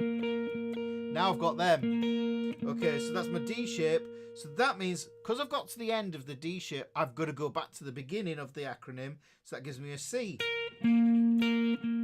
Oh, there's the C. This is really, really, really useful stuff. So hang on. So if that's C, that's going to be A. That's G. Yeah, that's E shape. Oh, and I've run out of frets. So the thing is, you can do that, guys. That's to practice. Just do that. Do one a day. Yeah, do one a day as you're starting, as part of your practice routine. You know, like just a bit of fretboard note memorization. It comes from knowing the fretboard. Yes, so applying it. You put the piece of paper back in the bag if you've got it in a little paper bag or a carrier bag or whatever. Yeah, grocery bag. Put it in there. Shake it about and then pick another one. You could dedicate a whole session around it. You know, do 3, do 2, do as many as is effective before you start getting a bit bored or confused. Yes. So that's homework, guys. piece of paper, get all of those 12 notes on there. Now, here's the thing. So we've got this these octaves here, which is a kind of a cool thing to do. Now, Dem mentioned something. So I want you to understand as well that yeah, we can play chords. And just a little tangent actually on this C shape here, because I like this C shape. And I'm going to use the C shape actually to demonstrate. This is transposable. So this voice here is very baritone. And this one is very kind of tenorish, yeah?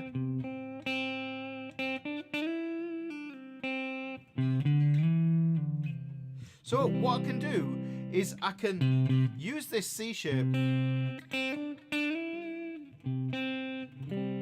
I can move it up here and I can use it to build scales on. I can use it to build other patterns from. So what does somebody said something there? Sean says, aren't there two positions for G? Why the lower form? When I mean the lower form, this is the one I use. It's just easier to see because if you're using the E string to the G string one, it's not as easy to hold. It's a bit stretchy. Whereas that one, I find that one easier to see because your hand's open in front of you there. And the reason, and another thing is because you know that that's on the thin E string and the thick E string's here, yeah, and it's going to be the same. So you're already seeing it anyhow. But you can use it. I mean, there is a way of playing. Say I wanted to play an A chord here, but with another note in the bass. I could. I'm playing that note there.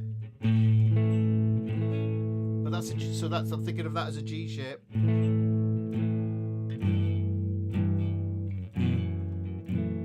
See, if I wanted some sort of bass line thing going on in that, then that might be the idea. But aside from that, let's have a look. So if we've got that there on that, the two keys, the C shape shouldn't be underestimated, okay? I must understand what you're asking. All right, okay, that's a chat going on there. Right, so what we're going to do is, so we have that there. Now that's going to be great because if I take this, and what I was doing earlier on is I was showing you the major pentatonic. So if I use this as my root note for my major pentatonic scale, and this is doing what I call leg and box. So this is a leg, like that. I slide up a whole step from that root note on that caged octave. I know that's a C shape, and the C shape can be a ninth chord.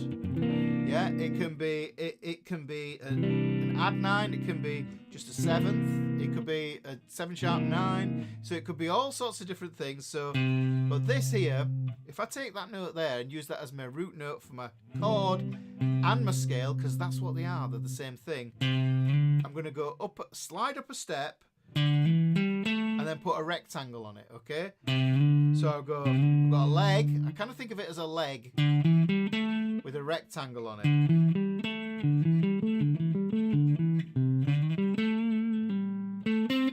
Now I can jump over onto another string there to finish it off, which gives me my A-shaped octave. So, and that gives me the whole scale in its entirety. And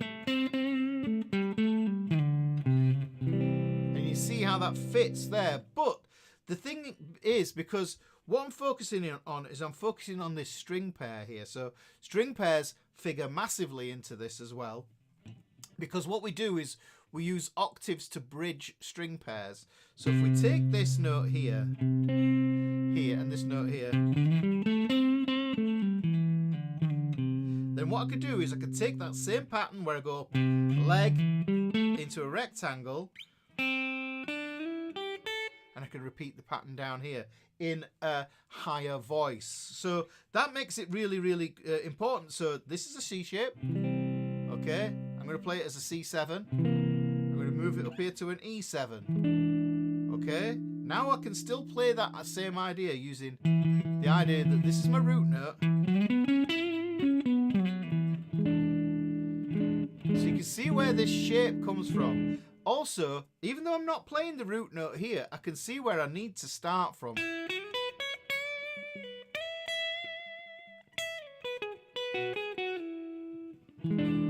that shows me where my scale is going to live. And what I don't have to do is don't have to think to myself,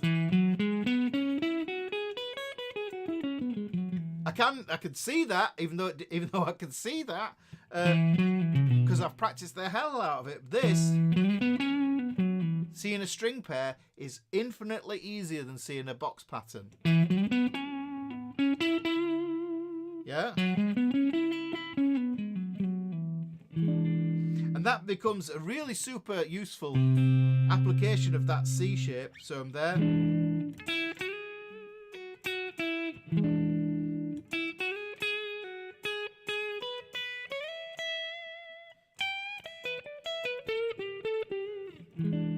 Yeah. So what I can do is I can find that, because I know where my root notes are going to be for my chord. Look, there's the A-shaped octave. There's my root notes. So I know I can finish my phrase with that, just using that idea there. Also, yeah, what I can also do with this, with the caged octaves, which I think is interesting. So let's do it. I'm going to do it here. How do I slide into the root note from either the third? I'm sliding from the sixth there. So it's G and E shape on the low E string, C and A shape on the A, and D shape on the D string. Yes, Phil. Yes, Phil. That's it. Exactly. Exactly. So there's the G. I'm just going to go over that again. I just played that with the C shape, didn't I, there? Let me just do it. I'm going to do it in the C shape here before I move on to the other idea I had. Yeah, I'm showing you. Leg, rectangle, octave. Yeah? Okay, that's going from the C shape into the A shaped octave there. Now what I can do is I can go into the A shape. Think about the open A here. There. There's my A-shaped octave.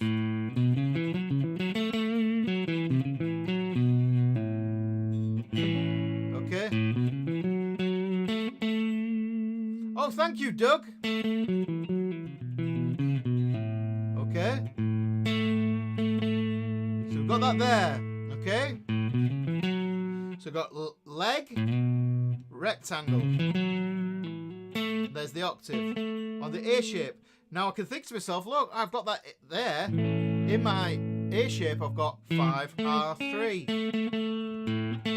There's my octave there. So if I start there, I can go up a leg, which is the whole step. Now what I could do is I could do the rectangle, but I've got to remember I'm on the G and B string, so I've got to add 1 fret as I move up. And what it does is it gives me a rhomboid shape. So I'm going from 4, 6 to 5, 7. And then my root notes here. Yeah, so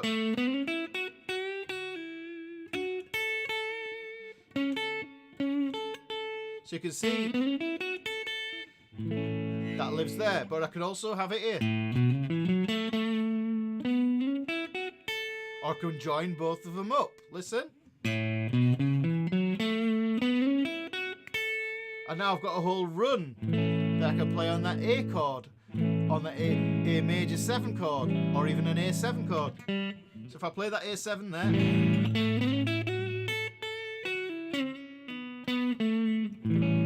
yeah, I played an A7 on it, but it's still an A shape because the shape's showing me. And this is CAGED system, guys.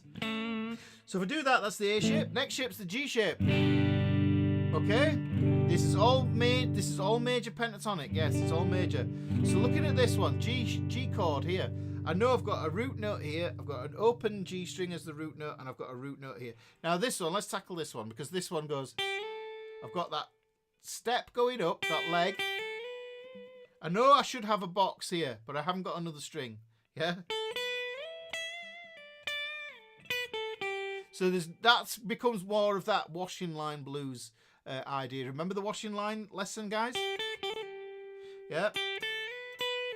But I can see those notes live there. But let's just go to that G, which is really just the A shape that's under there. I've got to do that compensation. that lives there. There you go. Now, this is a good one here. Yeah?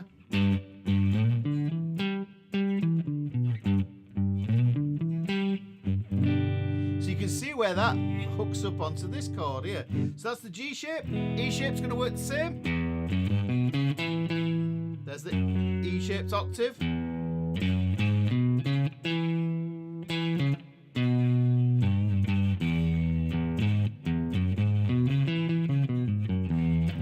That hooks up there. We've got 5R3. So we've got the root here. Just there. Slide up the leg. Rectangle. Finish it off with the other note.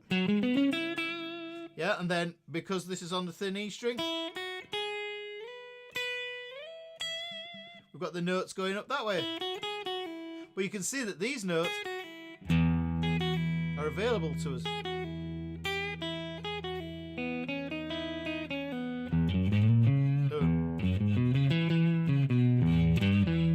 Right, so that's the E shape. Now we've got the D shape. Now with the D shape, we're starting on the open D string, and we've got this root note here. If we just pull out the octave, so there.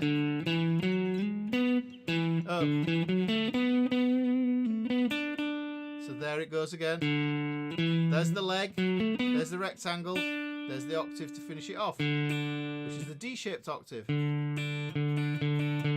Okay. Yep. So it doesn't matter if it's a seventh. Yeah. So I'm going to play this here. This is a G7 here, guys.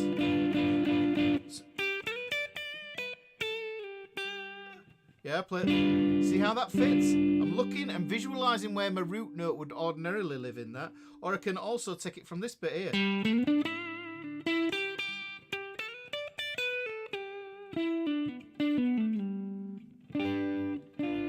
So I can play that there. So that's just the idea that there, just kind of navigating my way around that. Just showing you that you can have these caged octaves. They do that. They also do this wonderful thing on string pairs. And the pattern that I was showing you, the pattern that I was going to show you actually, I'll just zoom in again, is the two useful ones. I think that you just need to learn. Just learn these guys, yeah. It's like they cover all 6 strings, and it makes it really useful. What you do is you go from the E-shaped octave into the D-shaped octave. Okay? And what this does, this one bridges your string pairs, because the way the guitar's tuned, between the E and the A string, that's a fourth. Between the D and the G string, that's a fourth, and between the E and the B and the E string, that's a fourth. Yeah, you can call them diagonal pentatonics, but they kind of do diagonal. There's more you can do with them, Phil. There's more you can do. It's like, but I kind of think of them as string pair pentatonics. Yeah. So really, here's what was I going to say? I was going to say something there. Yeah, this pattern. So what this does is it just bridges your octaves. Yes. So you could play a power chord. If you play that G power chord, I think that demonstrates it perfectly. Now I jump over to that root note there that is same as that. That's the octave there, and use that as the way to find my second voicing of that power chord. That's the same power chord. That's a G5 power chord. That's a G5 power chord. Now if I go over using my D-shaped octave there, going from that D string to the B string, this is going to be another.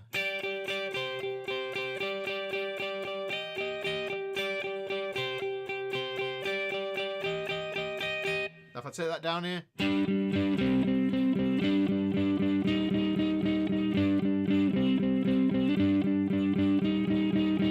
you can hear. Now those are all the same riff, but I played them in 3 different positions, 3 different octaves. And if you're recording or somebody's just playing this G here, and you think to yourself, well, hang on, if I take that idea, move it up here, and I move it up here, and I go, That might be my melody. There, it might be the thing that I sing.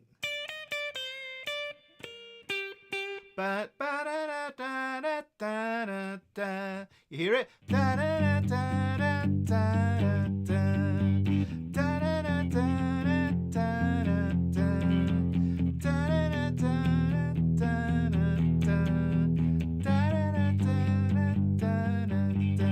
So I just took that idea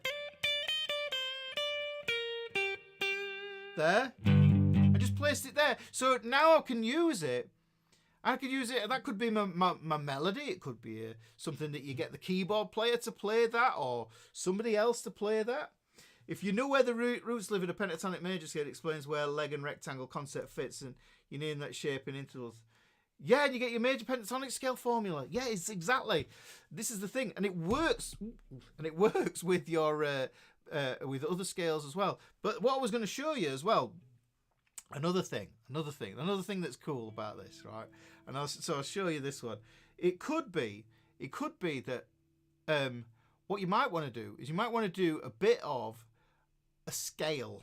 Okay, you might want to do a bit of a scale in this, right? So if I do this, there, if I can use a power chord, yeah. Remember, I'm just gonna show my face again for kind of stress the point. Yeah, when it comes to pitch, and I say this all the time, yeah, it's chords, scales, and arpeggios, guys. That's all we've got. Yeah, chords, scales, arpeggios. They're the same. Remember the synonyms lesson? Yes, they are synonyms. Yeah, so when somebody says the chord, they say chord 5, and I know what scales there are, and I know what chords there are, sevenths, ninths, and everything else. I know what arpeggios are going to be applicable to that shape as well. So that's why that's where we get to. So really, what I'm saying here is if this, hey up Richard, if this can be a G5 power chord, yes, it could also be a scale. So let me take this here. I'm going to show you let's just keep it on the string pairs. And that's the idea here, guys. Let's take it on the string pairs. Root, second, third, fourth, fifth. Do, re, mi, fa, so, yeah? So if I move this over here, that's your starting, that's the same thing.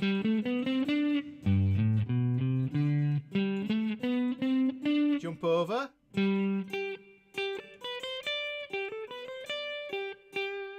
Okay.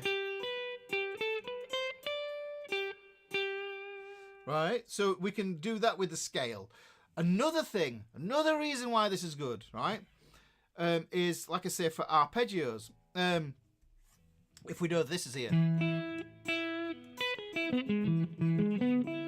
we can plot out our arpeggios. I know that where these shapes are going to be is going to help me. But there's a clue here in this D shape, I think, that's really, really magnificent, okay? This is the root, this is the third, this is the fifth. Now, what I'm doing is I'm playing that on my B and my E string. 3 notes. That's my starting note. Go back an octave. Get the same pattern. Back an octave.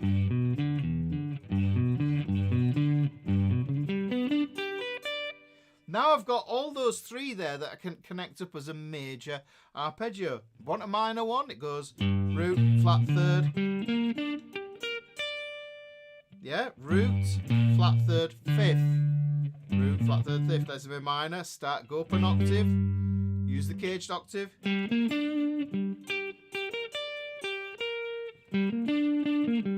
Yeah? Okay. So David says root, minor third, perfect fifth, major 7. Pattern makes the chord sing 2. Chord tone soloing. Yeah, but this is an easier way to do it. But here's an even more wonderful way. Guys, get this. Because this is I think this is gold as well. I think this is gold. This is key. So the thing is, the reason you need to know where the names of your notes, you need to know them for your chord names. So C's and D's and all that sort of stuff. That's a different layer to intervals. You need to learn your intervals as well. But what I'm saying is we string pairs. Yes, Shauna, those are the secret to that. What we also want to do is we want to be able to think about this in key. Yeah. So we're looking at those alphabet letters that as labels for chord scales and arpeggios, okay? Now, what we can do is we can also use that as tonics for key, guys, yeah? How long are we in? How much have we done? We're nearly 2 hours in, guys. So look, watch. So here's the thing. Let me just explain something. Now, the shapes are going to tell you what you need, okay? So this is another level of using the L7 grid. This is the L7 grid in all its majesty, yeah? 1, 4, 5. There's the 7. There's the L, okay? It's the sequence, yes? This sequence here. That's going to tell me what tonality my chords are. So major, major, major. So I know I'm going to get my 3 major chords here. Those are going to be my minors. Wonderful. Now if I take those triads that I was just doing there, I could take them, plant those on, those string pairs.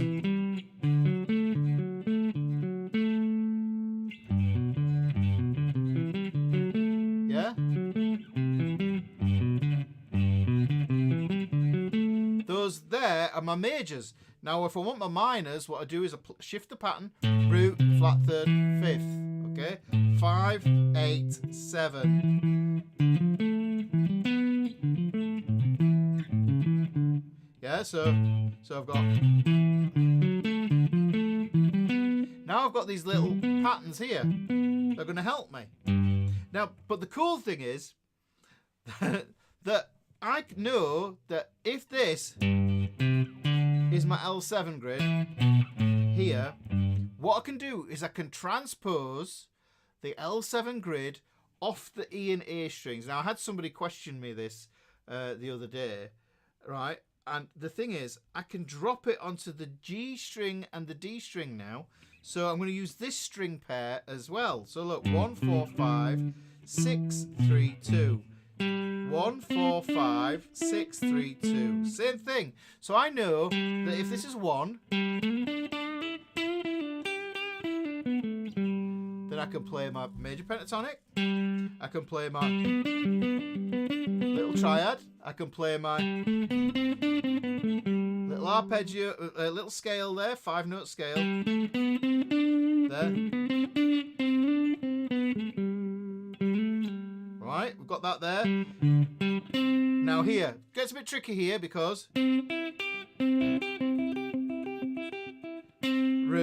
3rd, 5th there. Because I can't get that shape, I end up with something different. End up with like this diminished sound here. 1, 4, 5, yeah? And then we move to the other one. 6. Now I've got to be careful on this one. That rolls over. I've got to add a fret to compensate. But the thing is, yeah, I know that that's going to be chord 1. Yeah, that's going to be chord 4. That's going to be chord 5. This is going to be chord 2, chord 3, chord 6. Jump over the octaves into another string pair. Yes, onto the B and the E string. I know this is chord 1. This is chord 4. This is chord 5. This is chord 6. This is chord 3. This is chord 2. So this is the thing. I know it's in G. No, my root note's going to be there. Yeah?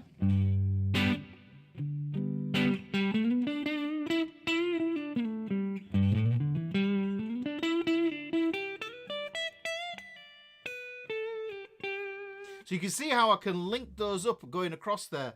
But the thing is, it's not just that pattern.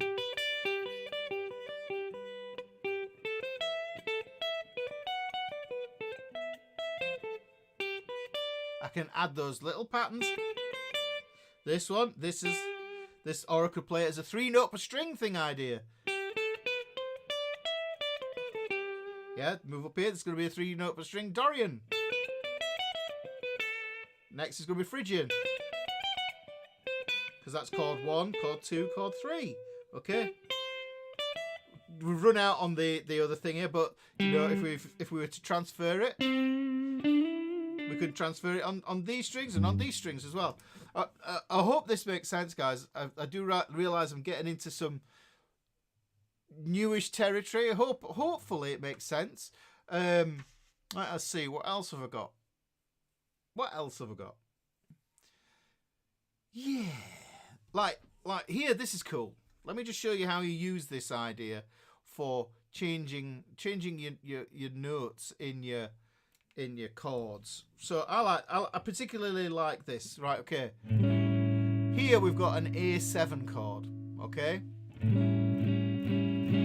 Right, and what I can do is, if you don't know where your fifth is, like, you might not know where your fifth is here. So what you could do is you could say, well, or you might know it. You might go, all right, there's my fifth there, but I know that that's going to be my fifth an octave lower, okay? There. So what I want to do is I want to take that, but what I'm going to do is I'm going to flatten that. I'm going to flatten that fifth, and I want to add it to the chord here. But I've got to flatten this fifth as well.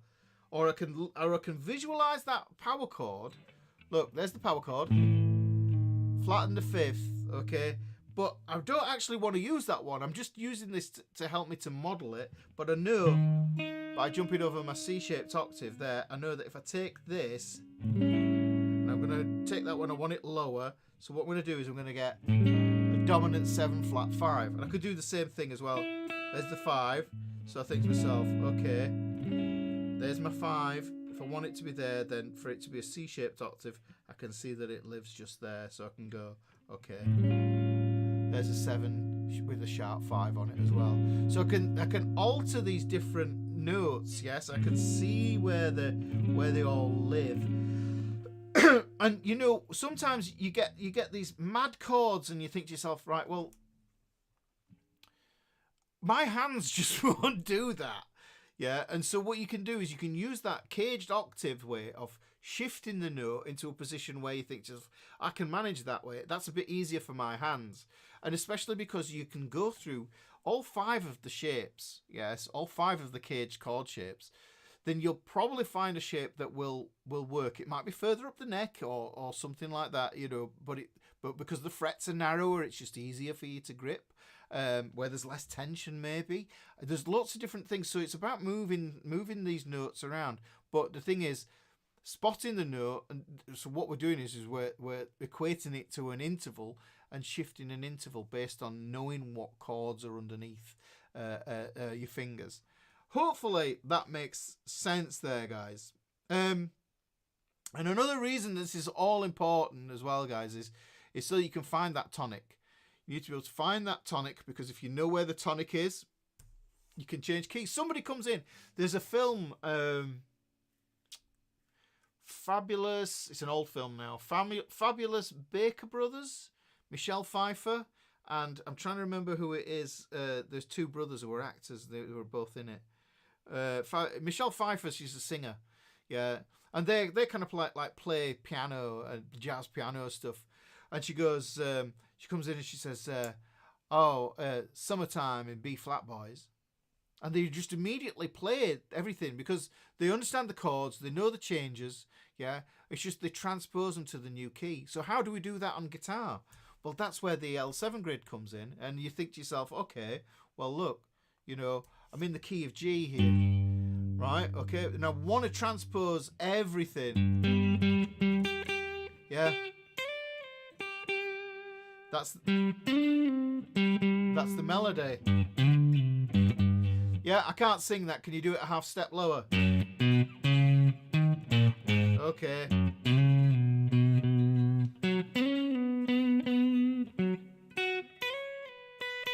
Yeah, thanks, guys. Just by moving it down a half step, I can now sing the song, and I'm not going to strain or have that awkward passaggio, the vocal flip. You know, the bit where you do it and the yodel happens when you're singing. You go, ah!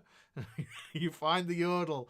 Yeah, that means you're crossing into from one voice to another.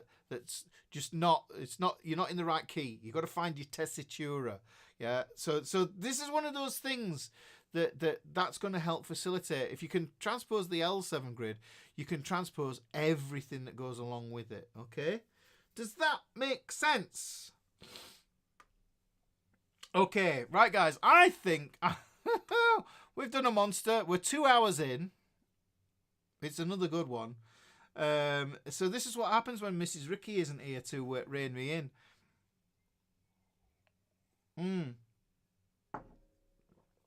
So let's have a look. Was there any questions in here? Definitely, Robert, a decent amount to work on this week. Yes, thank you. See you next week. Do you know something? This is the thing, right? Doctor says, are you adding those patterns from knowing the scales or from knowing the numbers? Formulas. I know the patterns. I just know them. Yeah, because I played them that many times. It's like when you're a kid and you walk the same way to school every day. Yeah, you just know the way. You're kind of guided. You know, you're not even thinking about walking to school. You're just thinking about how much you're going to hate having to do maths. You know. Dem Raven says tips for finding your tessitura is basically just sing a major scale. Do, re, mi, fa, sol, la, ti, do.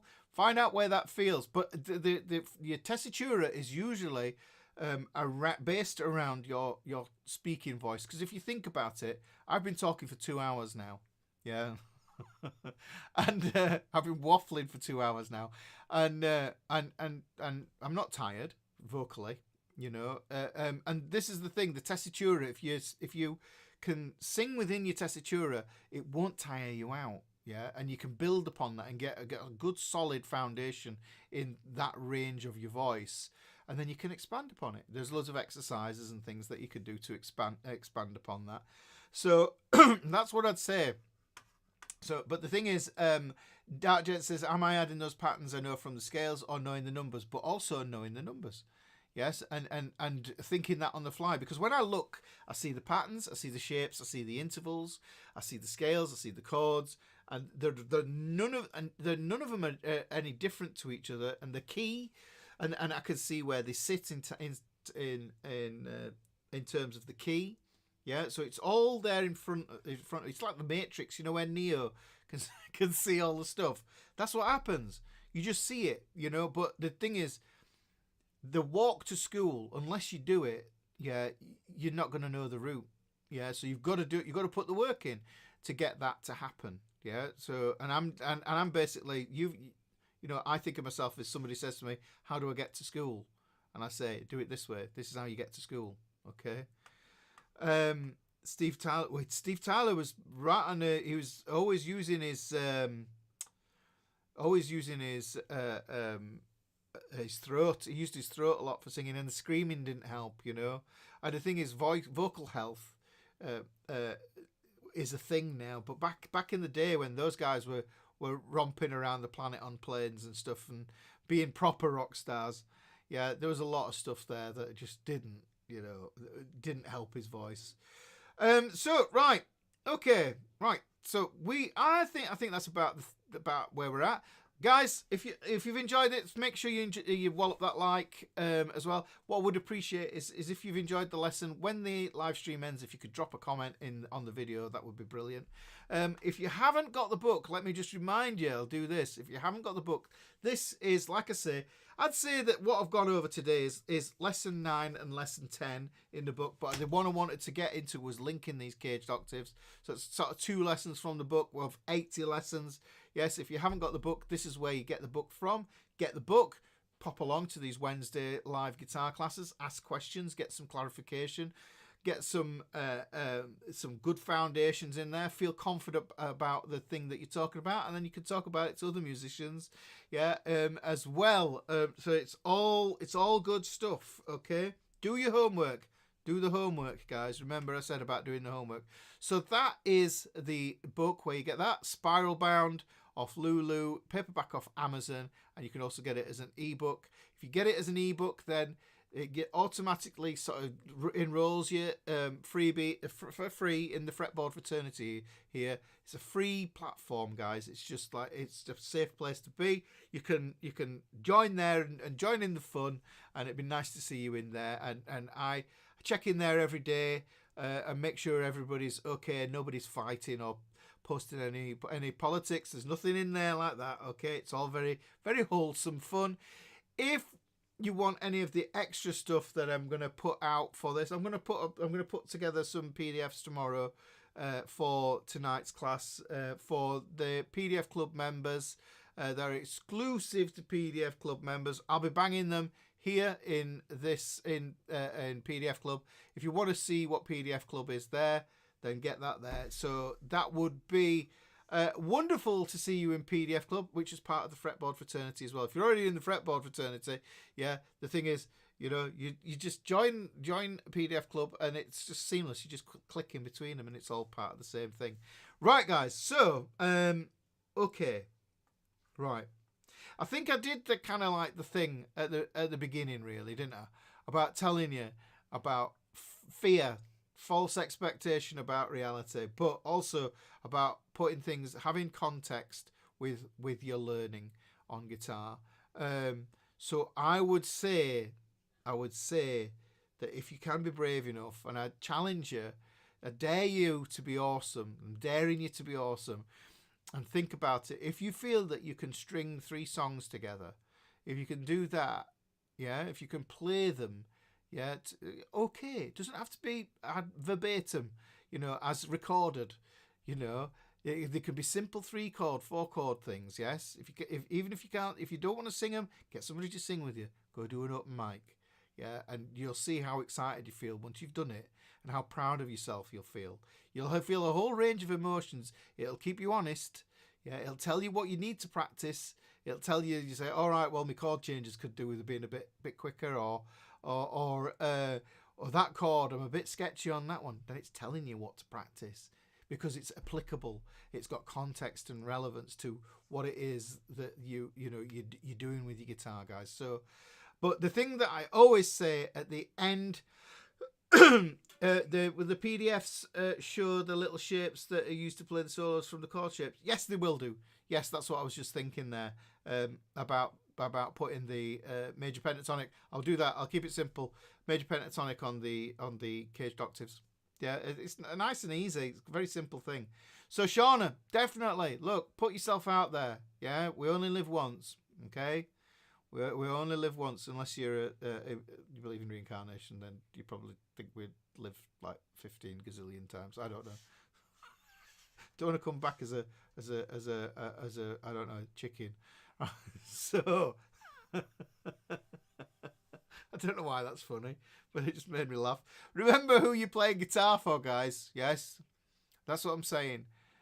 It's really rewarding. You already, I'm preaching to the choir, I feel here. You know, you already know it's rewarding and good medicine for you. It's good mental medicine. It's good physical medicine for your hands. Keep your hands going. Yes. So really, you know, thank you for coming today. Thank you for coming today and listening to me waffle on at the beginning there. I hope you've got some good stuff, information out of this Bilges. What is the PDF Club? Yes. So there we go. Like I said, lovely to have you here. All that remains is for me to say good night, and I will see you next week in another lesson from the guitar. Ricky's Ultimate Guitar. What's it called? I sometimes forget what I've called it. I forget. It's like Ultimate. Ricky's Ultimate YouTube Guitar Lesson Compilation. That's in right Yorkshire, is that? So the thing is, yeah, there it is. I'll see you next time, guys, with another lesson from the book. And I'll take care. Look after yourself and look after each other. See you later. Take care. Bye.